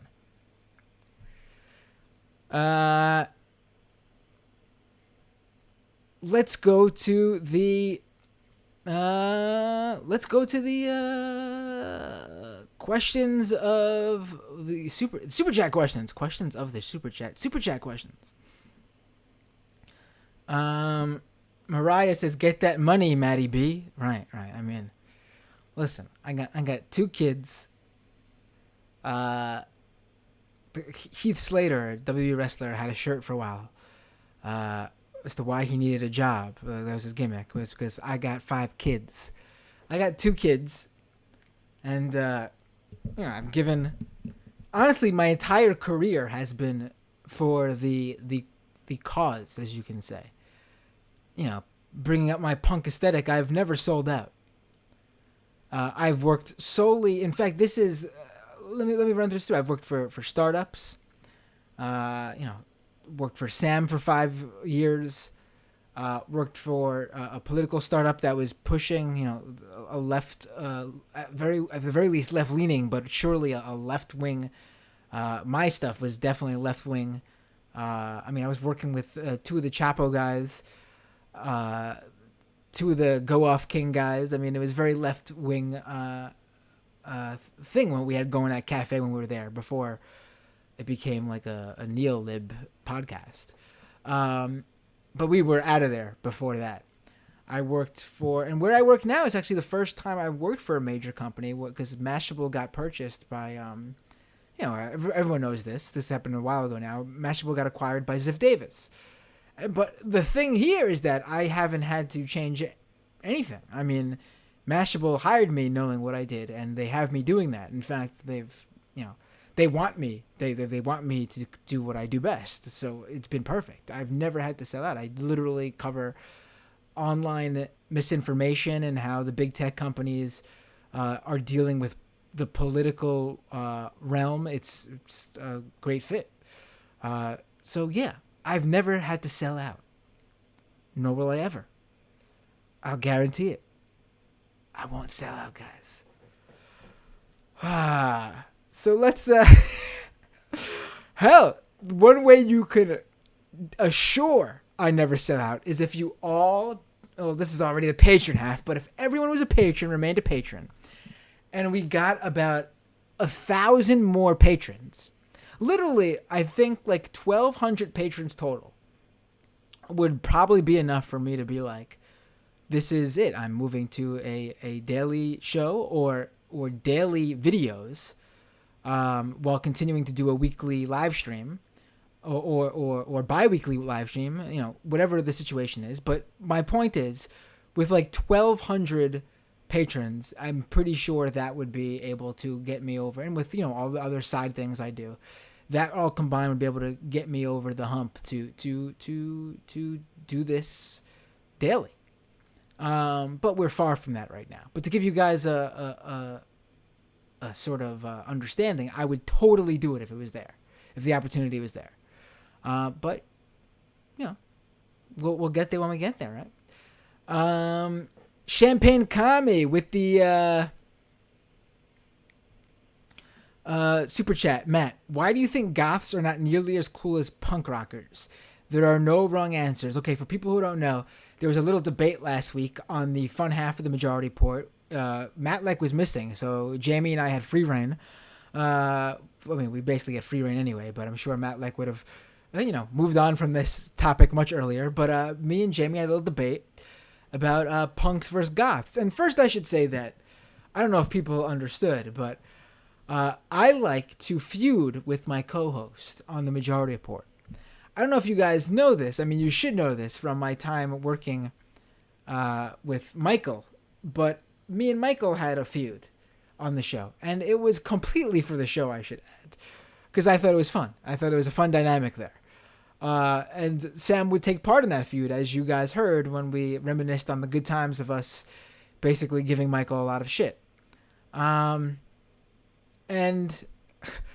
it was fun to do that sort of stuff, and Michael knew, and that's how we, I continued it throughout, even when I left Majority Report. Every time he would have me on, or we would joke around and do some callbacks to our feud.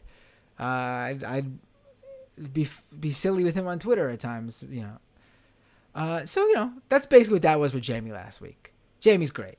I got no problems with Jamie. If anyone who thought that was real. But anyway, getting back to what you were saying, goths are losers because it's cornball shit. What is that? Come on. Wearing fangs? Listen, I love horror.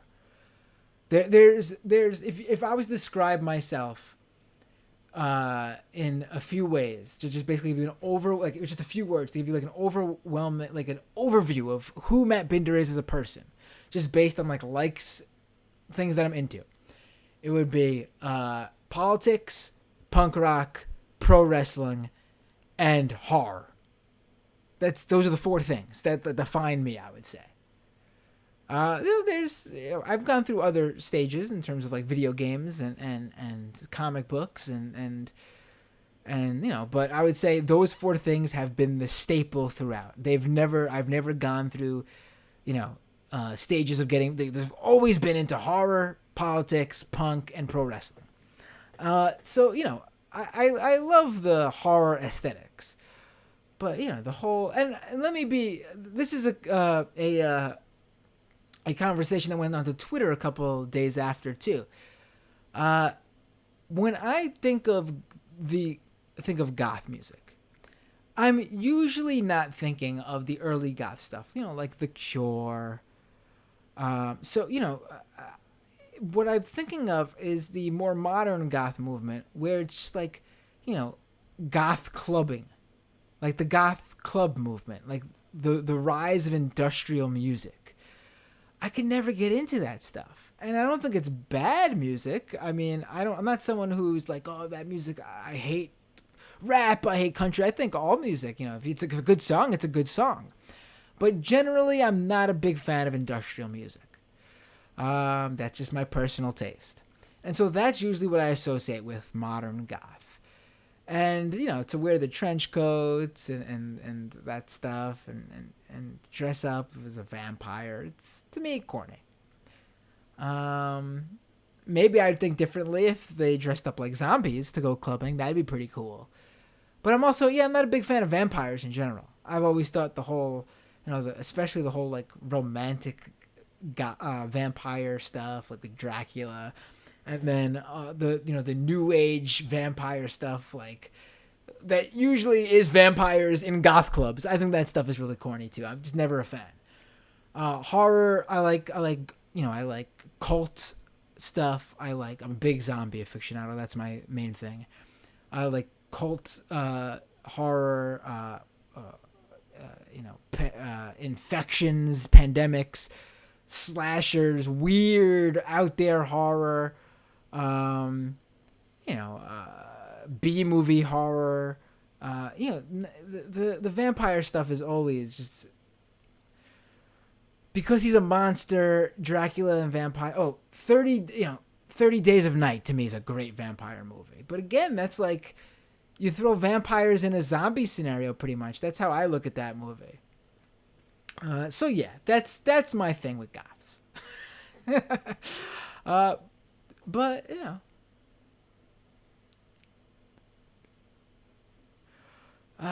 Zoe says vamps and goths are totes different. But in my conversation with Jamie, she said that she wears the fangs, and she dresses up like a vampire to go. That to me is.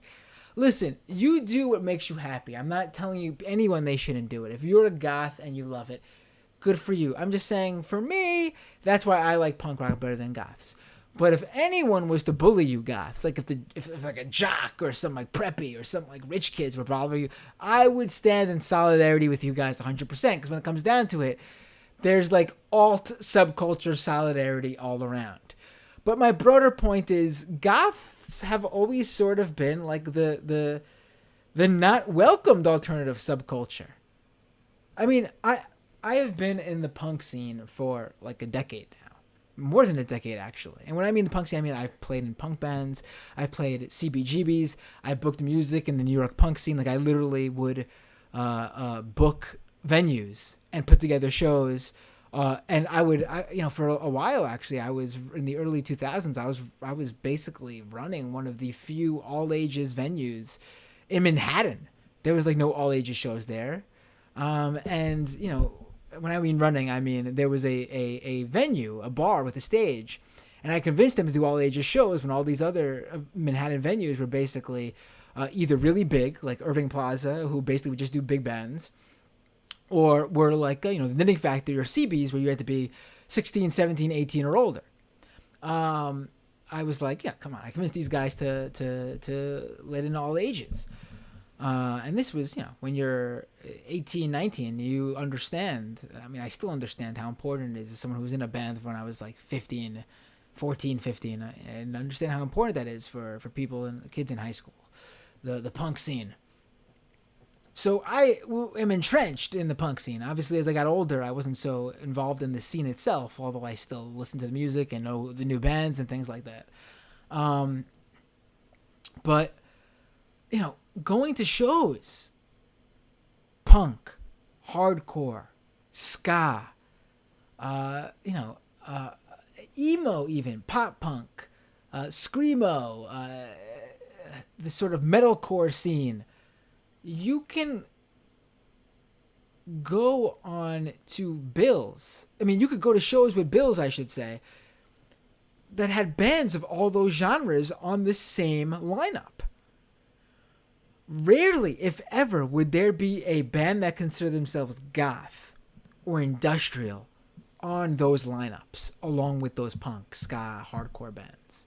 Very rarely. I can't even think of one off the top of my head. There's just a broader unity among those subcultures than there is, and goth the goth scene just isn't part of that. And people have told me that it's changed, and there's bands now that transcend goth and punk, and there's been probably I know some of the bands they're talking about, and I'm sure those shows are mixed, but from what I see, still the broader punk scene just doesn't, goth isn't as inclusive in it. So yeah, that's the punk versus goth story there.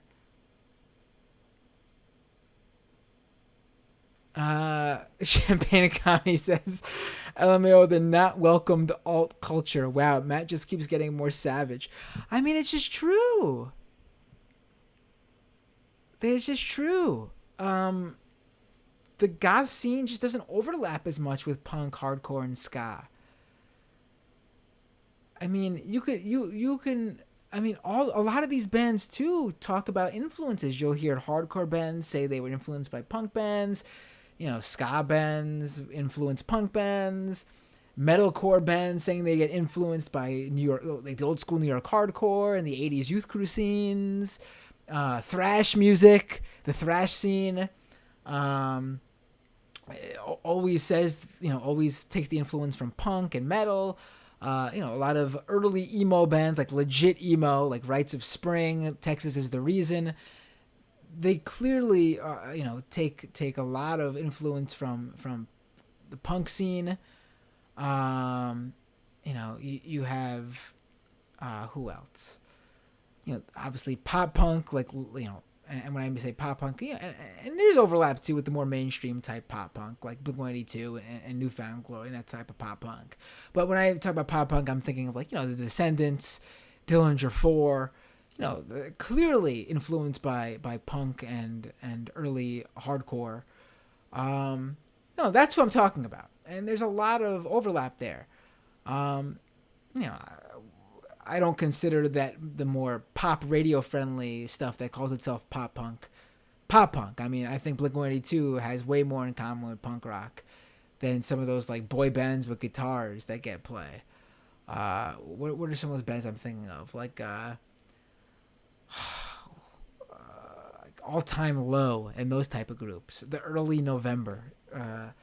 But again, not to go even more off topic here, but point being, solidarity with all the alternative subcultures except nu metal, and goth included, though, in terms of the solidarity. And when it comes down to it, though, goth scene isn't really as the Venn diagram doesn't overlap as much as all the other alt scenes. Mariah says, any word from Dr. Wesley Cheek. That guy was great. You liked he was a great guest. I should get him back on. I'm sure there's plenty to discuss with him. Absolutely. My dad says My dad's bringing up some movies here that I need to go back and From Dusk Till Dawn, Let the Right One In, / Let Me In. Right, all great vampire movies. But again, those aren't the traditional like Dracula, like the romanticism type stuff. And then the whole what is it, like the cyberpunk vampires, like that's very different. I mean, From Dusk Till Dawn is a zombie movie with vampires instead of zombies, really. And Let the Right One In is a really artsy, well done film. And honestly, the one vampire movie where the love story, the connection between those two kids, it's great. It really works for that movie. But yeah, I mean, like the whole Dracula turning into a bat and going into the window and biting the neck of the woman sleeping in bed. That stuff never really. And then falling in love with Dracula and Interview with a Vampire. That stuff never did it for me.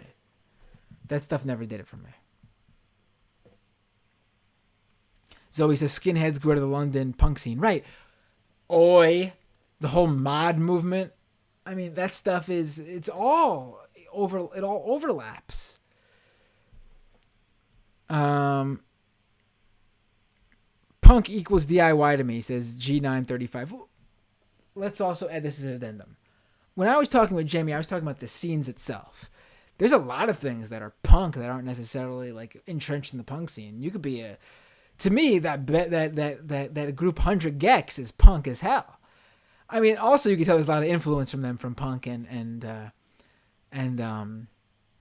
ska music actually. But yeah, the whole DIY is punk as hell too. When I was talking to Jamie, we were strictly really talking about, at least from my point of view, the scenes. And the goth scene has never overlapped with the punk scene, as far as I can tell, from my personal experience.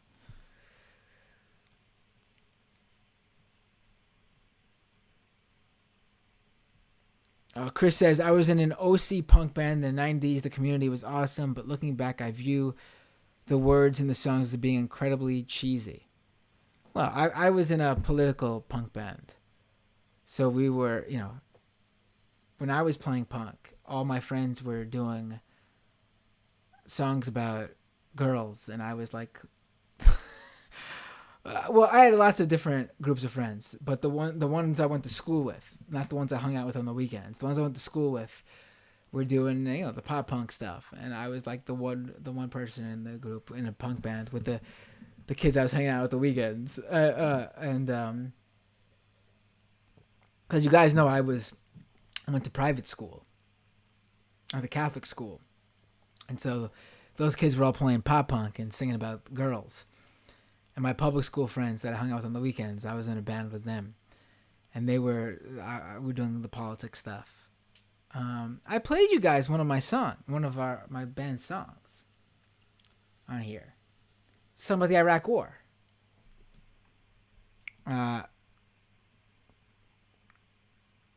Sam says Man and Kim, fave pop punk. Man and Kim's great. And that's definitely in the punks. I mean, I've seen them open up for who did I see them open up for? Was it the Circle Jerks? I think I saw them open for the Circle Jerks, if I'm remembering correctly. My dad says, Boomer says, God save the Kinks. Now, the Kinks, they are an interesting story because they are not technically a punk band, but clearly they influenced the punk scene tremendously. So I would consider them punk, even though they're not part of the punk scene. And there's a band that's in the punk scene that reminds me of the Kinks, and I feel like they just got caught up in the punk scene because of where they came up. One of my favorite punk bands, The Addicts, if you listen to them, they really aren't so much a straight-up punk band.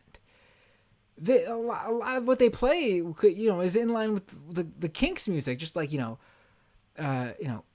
60s, 70s, 80s, like garage rock from the UK. Like obviously that sound influenced punk tremendously, and I would consider them a huge part of the overwhelming, the tree of punk. Like if you were to look at like a family tree of punk music. But the Addicts just happened to come up in the punk scene. And so while their music not technically straight up punk, they just get brought up in punk and they're considered a punk band. But honestly, music-wise, they remind me a lot of the Kinks. They also put on a great show, probably one of the best live shows I've ever seen. Seen it a number of times. It's like, honestly, a party atmosphere. Just confetti and balloons and props and things flying everywhere all throughout the show. Their lead singer, Monkey, is an absolutely great showman, great performer.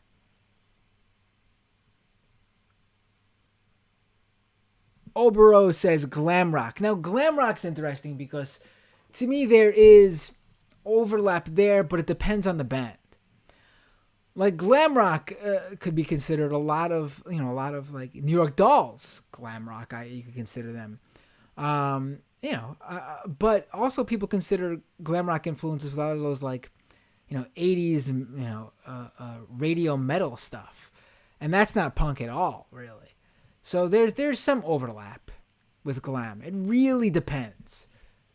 But yeah, there's obviously glam influences in a lot of punk bands.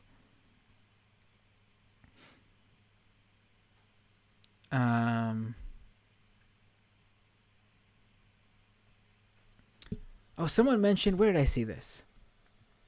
The trench coat stuff has way too much in line with talking about the trench coats and the goth scene. Trench coats have too much in line with fascist movements. Someone said. I can't find that comment, but it stuck with me. Yeah, there's definitely That might be why I don't like the whole trench coat thing.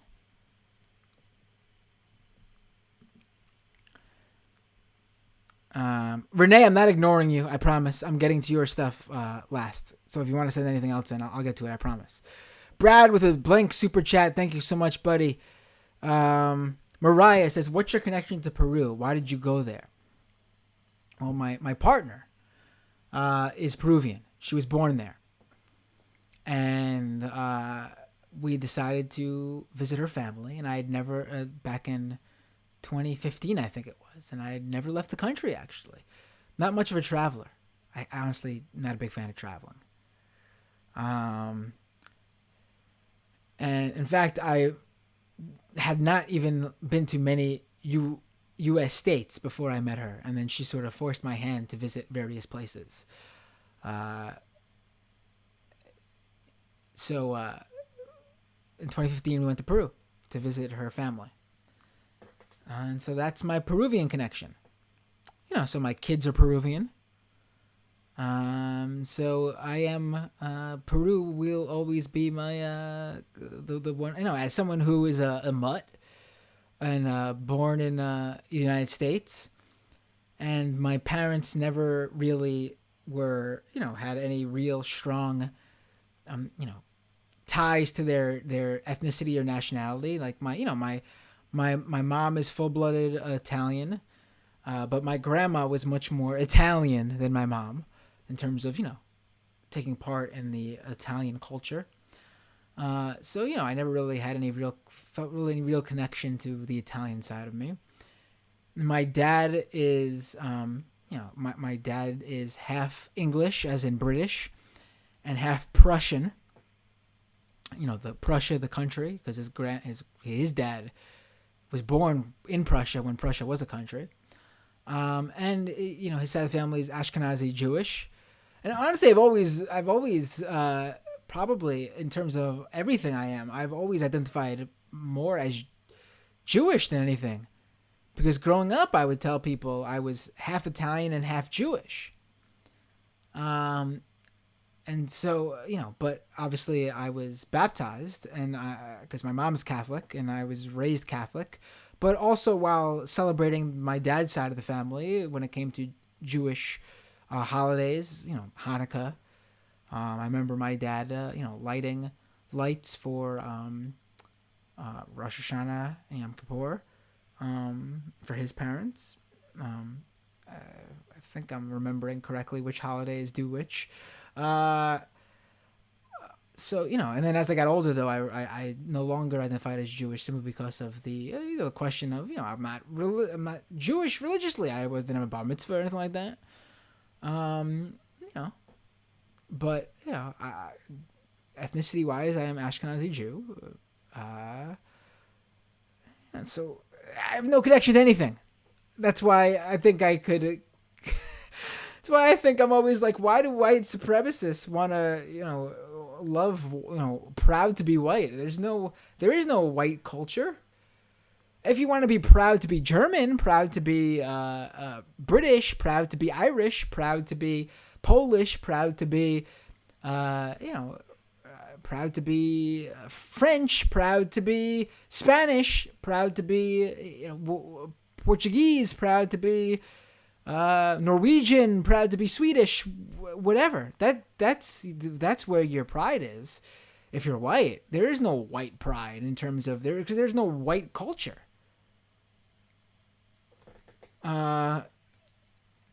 Which is different from black pride, because there is, in this country, at least in the United States, there is a shared culture from being a black person in this country. I mean, that's the difference. There's no shared white culture in this country. Hell, even when the European immigrants first came here, each of them had a different experience because of how we treated them. It didn't matter that Irish people were white, because there's no shared white experience, no white pride, no white culture.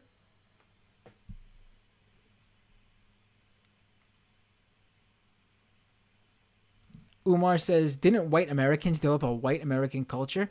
But that's not white, because that's shared among various different ethnic groups. I mean, who were some of the first people that came here? The Dutch? The Quakers? Weren't even, we had a very diverse group of early settlers.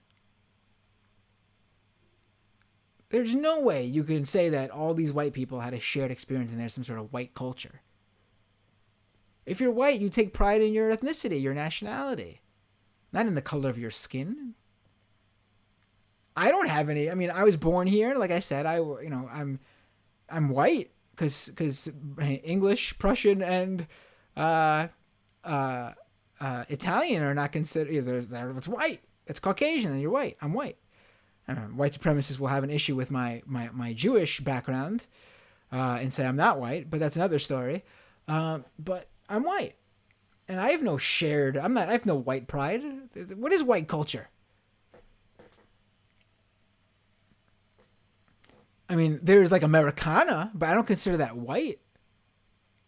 Like, I think Americana, I think of, like hamburgers, drive-ins, rockabilly music. I mean, black people had a very different experience under Americana experience, but there was still black culture in Americana. I mean, look at some of the big artists during that time who you consider Americana. Completely influenced by black music. You just don't hear about it because, history is not kind to that era for the oppressed people. But I mean, they totally took part in that Americana. That's not white culture. I mean, they helped shape that culture.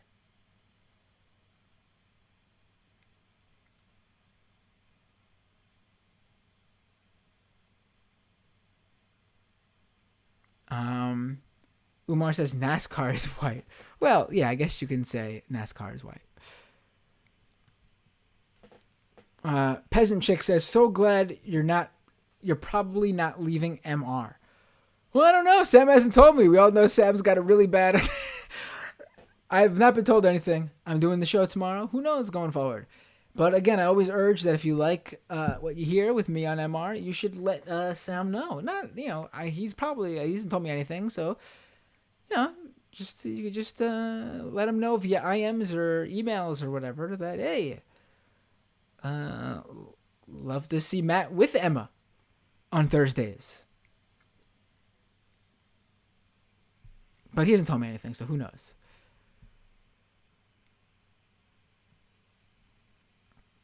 Nug Wrangler says, mayonnaise is white culture. I had to read that one because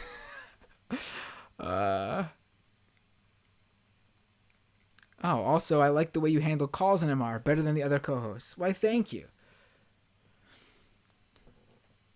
Samantha says Samantha also gave me a super chat. Let me read her super chat. Didn't know Sam was so cold-blooded, born killer. How do you in terms of right. How do you think the elections are going? Feeling confident? Listen, Biden is leading by so much. It would be the shock of the century. 2016 was a shock to people who weren't paying attention, or who were just, tuning in here and there.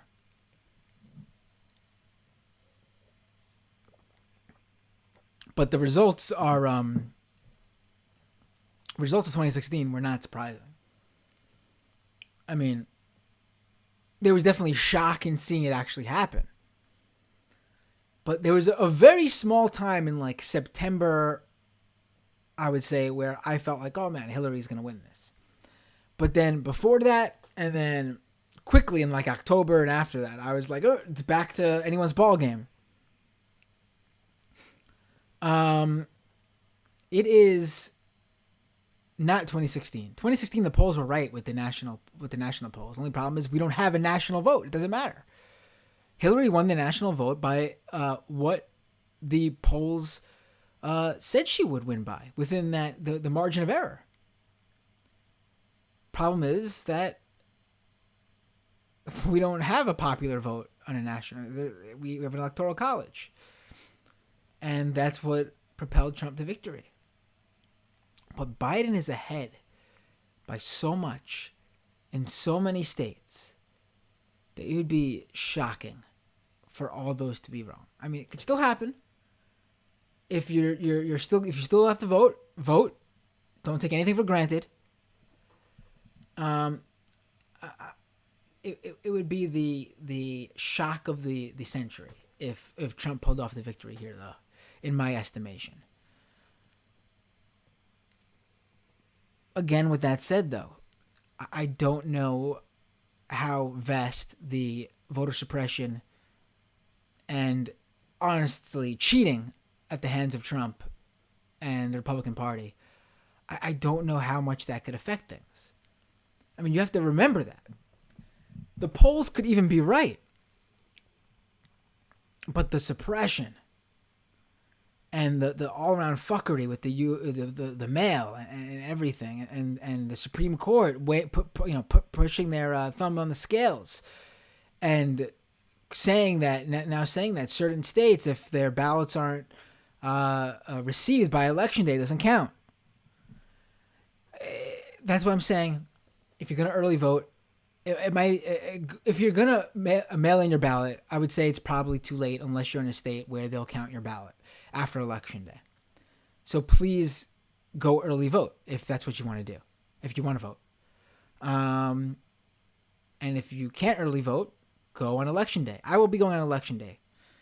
I'm lucky. I work somewhere that has given us off on election day, so that is the best time period for me, especially with moving this week, for me to go vote. I actually requested a mail-in ballot and received it, but then on second thought, I didn't trust mailing it in terms of I feel better personally to just go and know that my ballot is counted because I filled in the bubbles and I pushed the paper through the machine.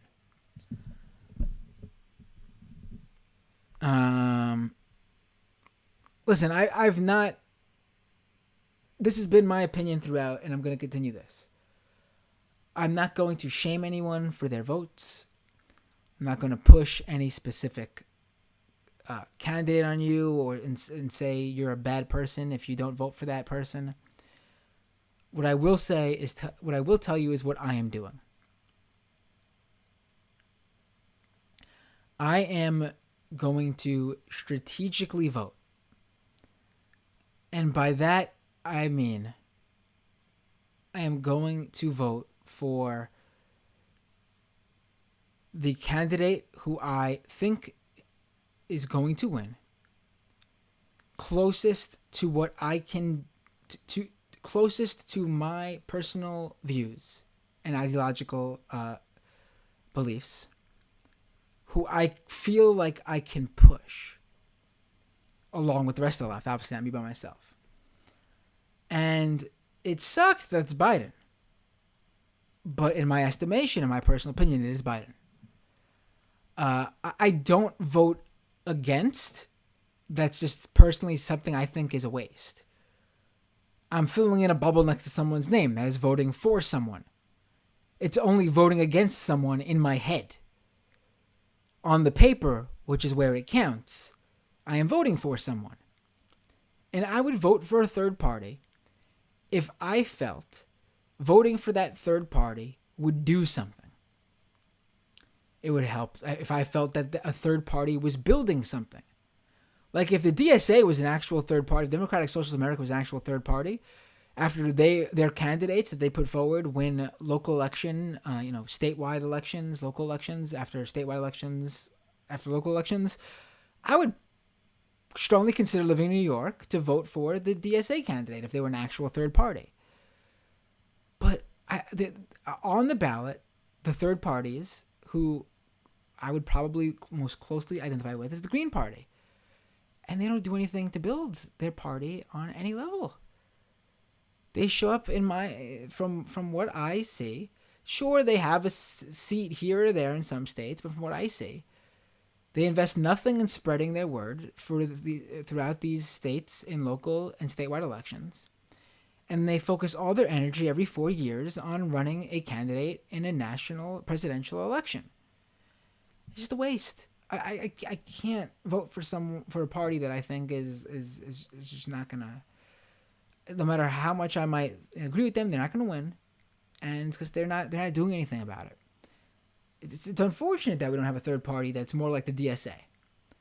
What I will be doing in New York is in New York we have fusion voting. So if you vote for Biden on a different party line, that counts for the overall Biden vote. So in New York, I'll be voting the Democratic ticket, but on the Working Families Party line. Because that actually will help build the Working Families Party, because Working Families Party needs a number of votes every election to continue to have a main party line on the ballot. And Working Families does the work to put forward candidates that are progressives. Now, we don't always agree with them, such as when they backed Warren over Bernie in the primaries. But, I mean, Working Families Party, I can tell you from personal experience, because you guys know I was working on the governor camp, Cynthia Nixon campaign.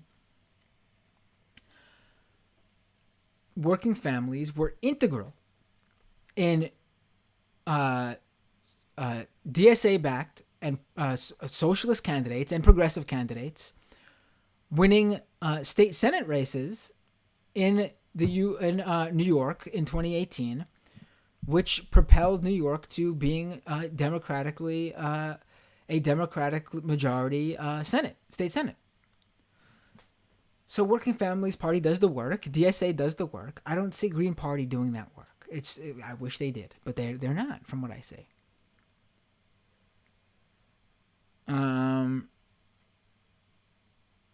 So that's my personal strategic way of voting. I'll be voting for Biden, Harris on the Working Families line in New York. Because in my estimation, I'm voting for what I want, not against someone else. And what I want is the candidate who is most likely to defeat Trump to win, so we can push them left on whatever issues we can.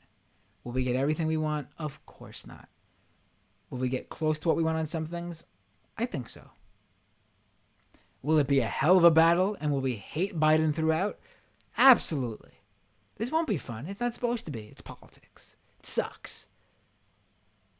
But that's my personal opinion. And I'd share that with you because maybe maybe you'll think about your own opinion and you'll think what I said makes sense. If you don't, that's cool. I will just say that if you live in a swing state, definitely take an extra moment to think things through. But other than that, I'm not going to shame you. It's your vote, your choice. If you don't want to vote, again, your choice. The shaming thing is stupid. It doesn't work. I don't want to push you guys away. Do what you think is best. But just think, I just urge you to think strategically and think about what I said and, do what you think is best from there. And that's cool with me.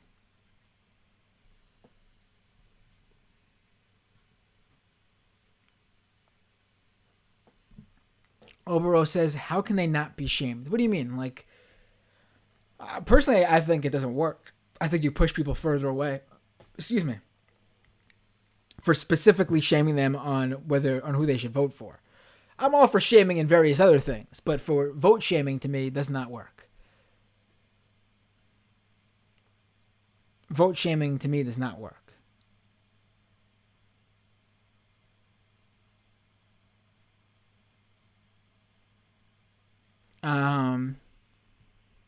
Listen, I wish I was voting for Bernie on election day more than anyone. And it's truly, it's unfortunate. But this is the hand we're dealt, and these are the cards we're playing with. And I honestly, it's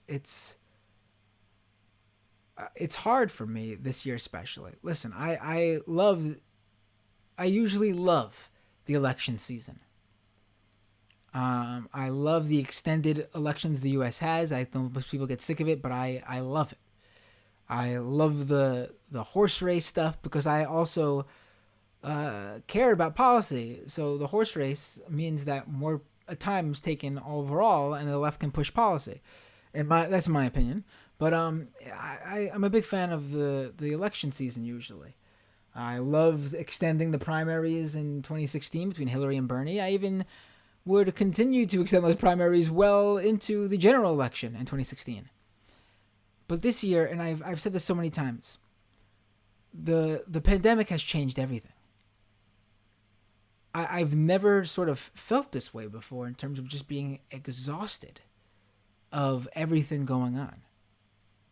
I mean, you guys know me. If you're a longtime listener, you know I am someone who is, regardless of this show being called Doomed, I am someone always looking on the brighter side. I am usually very optimistic. The coronavirus has changed everything. It's to me, and I've said this to other people, and I think I've done a good job of doing this on this show, but I think I could do an even better job. Whatever we're talking about, whatever the issue is, you cannot talk about that issue without acknowledging the looming threat of COVID-19 in the background. It has taken over everything. Like, it's just bizarre to me how some people think we could just move on from this. We're at 230,000 people dead in seven months. Who knows how many more, actually, that we haven't counted in terms of not quite knowing that they had it.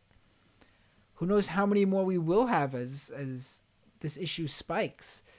And the Trump administration has completely failed at every level at handling this. I'm honestly sort of done with the horse race and the election and even the extended primary that some people on the left have done. Usually I'm right there with you. I'm on board. And I'm going to be there November 4th or whenever we know the election results in terms of knocking Democrats and Biden and going at them full throttle once again. But these past few weeks and the general election season and honestly these final days, I want them to win so bad, honestly. I want the Democratic Party to get their shit together. I want the Biden campaign to pull through, and I want them to win. I don't know what else to say. I mean, that's just my honest-to-goodness feelings. If that makes me any less of a leftist, then okay. But I can't do it with this pandemic here and the hurt that I'm seeing. It's clear as day that from when you compare the U.S. to the rest of the world, the Trump administration, the blood is on their hands, quite frankly. And there will be blood on, I'm sure, the future administration's hands too, in terms of but I truly believe they'll be working a lot harder to lessen that. And honestly, I think they'll do a much better job. If they fail at everything else and we hate them for everything else, I think they will do a better job at handling the pandemic, which to me is more than enough reason for me to want them to win. This is just my personal thoughts, and from what I've my experience and the hurt I've seen, and just everything, just what people are going through right now. It's horrendous. It's horrible. And that's why I get so mad at people who try to move on from it, or people who are anti-maskers, and because they have nothing to lose. The people who actually have everything to lose, they're the ones who are caring about their health and taking this very seriously. People who every paycheck means something. The people who will lose their small business. The people who have everything to lose. I mean, the polls show that. There's been studies and surveys. The people with everything to lose are caring about this, and the people who have nothing to lose and are just basing this on ideological beliefs and the agenda they want to push, they're the ones who are just like, whatever, we'll push through. So what? More people die. It is what it is. I can't, man. I can't do it anymore. I mean, obviously I am doing it. I've been here, and I've I've been doing more and more content than ever before. But what I mean, it's been weighing on me, and it's harder to do than usual. So I just want election day to get over with, and I want Trump to lose, and I want to be able to then immediately move back into the mode of pushing the Democrats and being their toughest critic. And this isn't talking about the people who are critics of the coronavirus handling on the Democrats. That to me is fair game still to this day. I'm talking about the people who are extending the primary and are, that stuff I can't deal with right now. I just can't. It's just...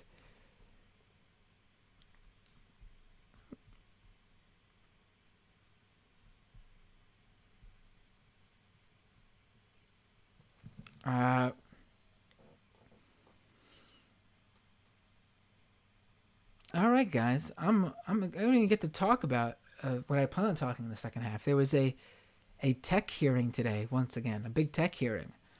And the Republicans went off the walls to make this hearing that was about Section 230, about anti-conservative bias. I mean, their whole premise is that Section 230 would save the day. And I'll get more into this. This is maybe not the best time to do it, actually. I'll talk more about it. But you could read, I have a piece in Mashable tomorrow you guys can read that'll summarize what this was, that you could check out. And I'll tweet it out tomorrow when it comes out, for those who want to hear something before I do a show on it. I'll just read a few more chats. Well, first of all, let me get to Renee's super chats. I left it for last, Renee, because I'm sorry that I didn't get a chance. I actually saw one of your super chats during the interview, but it already went long with Ollie, and I just couldn't get to it. Keep these people in mind, because I would love for you to come on this show in the Patreon half. Maybe not next week, because it's going to be all U.S. election stuff. Maybe the week after, and talk to me about it on the second half of the show. But you said in your super chats, I'm sorry if I mangle this too, because it's in Spanish. Felice Ale, bienvenidos. Saludos de Chile. Juan Play-Doh and Janine Anya. Renee also says to me, ask about Marankovic, Banzer, and Klaus Barbie. Again, I'm sorry I didn't get to that, Renee. Please bring it up next time. I'm actually screenshotting it and I'm going to save it so I remember to talk with you about it. And Renee also says there's important research regarding immunity and higher altitudes in indigenous communities regarding coronavirus. Interesting. There was a thought behind that too, in terms of why India wasn't getting hit hard in the beginning. In terms of, the poorer people are used to living in conditions that make their immune system stronger. But from my understanding, that was early on, and we now know that whole idea seems to be not based in reality, because there was huge spikes in India as well. So I don't know. You weren't being ignored, Renee. I'm sorry. I wanted to just restate that. Midnight Pizza Man says, did you watch Poole versus Vosh? How do you say his name? Vosh? Waiting for Poole versus Binder. I did not yet, but I will have to sit down and watch it, obviously.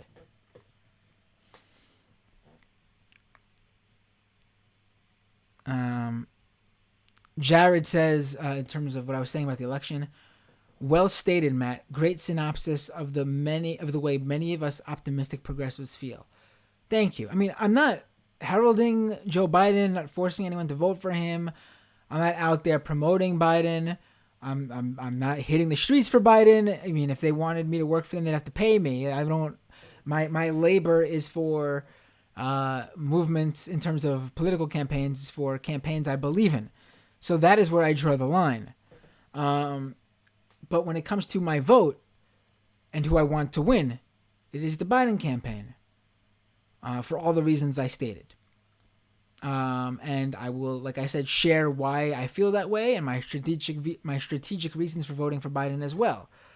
But yeah, I mean, it's just how I feel. I want them to win. If the coronavirus never happened, maybe things would be a little bit different. Honestly, the Trump years were bad for certain people, for certain groups of people, marginalized groups, especially undocumented immigrants, people of Latino and Latina backgrounds, and Muslim communities, obviously. And I'm never going to say the Trump administration is good. Very horrible administration, one of the worst. But I always stated, because of their sheer incompetence to get done what they want to get done, the Bush administration, far more casualties on their hand because they were smooth operators and got exactly what they wanted done. They were overwhelmingly much worse than the Trump administration. But then the pandemic hit, and it is the one area where incompetence, if you don't want a specific administration to get what they want done, incompetence is good, like I said. But unfortunately, the pandemic is the one area where incompetence is not good, even if it's the administration you dislike. And we've seen what happens. And it is the worst case scenario, and it's horrible. And on top of that, the Trump administration has gotten extremely lucky in terms of putting three Supreme Court justices, three justices on the Supreme Court. I mean, this is bad. I mean, I don't know how else to put it. It's bad. We need, and we need to pack the courts, for sure. But more pressing right now, right this very minute, we need an administration that's going to handle this pandemic at the very least better than the Trump administration. And that's where my eye on the prize is, frankly. All right, folks. Thank you so much for tuning in tonight. I might leave this. This episode will be for patrons, but I might put it up as a bonus for freebies on Sunday or Monday, just because I wanted to share the election bit before Tuesday with a broader audience. So hope you don't feel shafted, patrons, but I just feel like that part is necessary to put out for everybody. But you guys will get it first, for sure. So for you freebies listening to this part, patreon.com/MattBinder, let's become a patron so you can get all the patron stuff, patron only stuff. All right, folks. Again, I'll be in the majority report Thursday, which is the 29th for anyone listening to this in the future, October 29th. And I will be in the majority report. I'll be one of the guests on a particular hour of the majority report's 12-hour Election Day marathon. And then following that at midnight, right when the majority report's marathon is over, I will be doing a live stream of my own. I do not know how long it'll be because we're going live at midnight. It totally depends on what happens Election Day and how tired I am. But I can't miss this now. Sam with a $10 super chat getting in at the last minute. for either Trump winning or Biden. Do you think this will be the last election where vote rallying in this way will work? Feels like resistance to centrist candidates is it nearing a tipping point. Well, the left is stronger than it ever has been in this country, or has been in a very long time. I don't recall a strong left like we have now. And we have actual leftists in position of power. I mean, the squad is growing. AOC, Ilhan, Rashida, Tlaib. We've got new members of the squad. With Cori Bush, Jamal Bowman. It's. And I don't want to forget Alan Presley, excuse me. We're in a different position now. I think there'll be much more heat on even this centrist candidate if Biden wins to tack more left. Listen, if Biden wins by as much as it looks like he's going to win, the left needs to fully use the right wing's rhetoric to push Trump to get what they, well, not even to push Trump, to explain away why they were able to get what they wanted in terms of the courts. And that is, there's a mandate. We have a mandate. The American people voted overwhelmingly for the Democratic Party. And if the Democratic base wants to pack the courts, wants a more robust coronavirus pandemic response in terms of economic packages for the people, if we want broader leftist policies in terms of Medicare for all and college-free tuition, I mean, we need to argue. We have the mandate. Look how much we brought out the votes for. Look how many people voted for the Democratic Party. People want these planks of progressivism. I mean, that's the push in my estimation. But we'll have to, wait and see. I do think things will look different going forward. My one worry on a national level is after Bernie, we don't really have any national figures on the left per se to run for a presidential run. I mean, I would say the next step is to focus on getting some of our House members into the Senate. And when I mean our House members, I mean, members of the squad, leftists, progressives, even like different people who aren't considered part of the squad but are strong progressive members in the House. That they could make good Senate members. Folks, I think you're losing me now. I'm getting exhausted here. We're going well over the time, but patrons come first. Super chat donators come first. I'll always make sure I get to what you guys are asking me or have to say. That'll always be the Matt Binder promise. Anyway, folks. Oh, one last thing. I should have said this on the first half of the show, but it's okay. When I was doing the show, today on Bolivia, there's no doubt that I in my mind, I could just think of my buddy Michael Brooks. And, like I mentioned when I did the memorial show for him, he was very supportive of the show and me in general. But one thing I rarely ever did was send him an episode for him to listen to specifically because I wanted his opinion on. And the debate I had with Janice Vaca Daza was the episode I sent him because I was really interested in his opinion. As, in my estimation, the premier face of the push for a more internationalist leftist approach to leftist politics in the U.S. And he gave me, he said very kind words about the episode. And he promoted it multiple times. And even when I thought he was done watching it, he messaged me and said he came back to it to listen to certain parts again and couldn't get over what she said in the debate and what I was able to get out of her. And, he's my friend. And I worked with him next to him for about 4 years out of those 5 with the majority report. And so, I never put him on the pedestal that a lot of other people put him on, even though I respected immensely what he did and I knew just how good he was at what he did. A lot of people looked at him as a celebrity, or, to me, he was my friend, Michael Brooks, who was insanely talented, but he wasn't a celebrity, and, to me.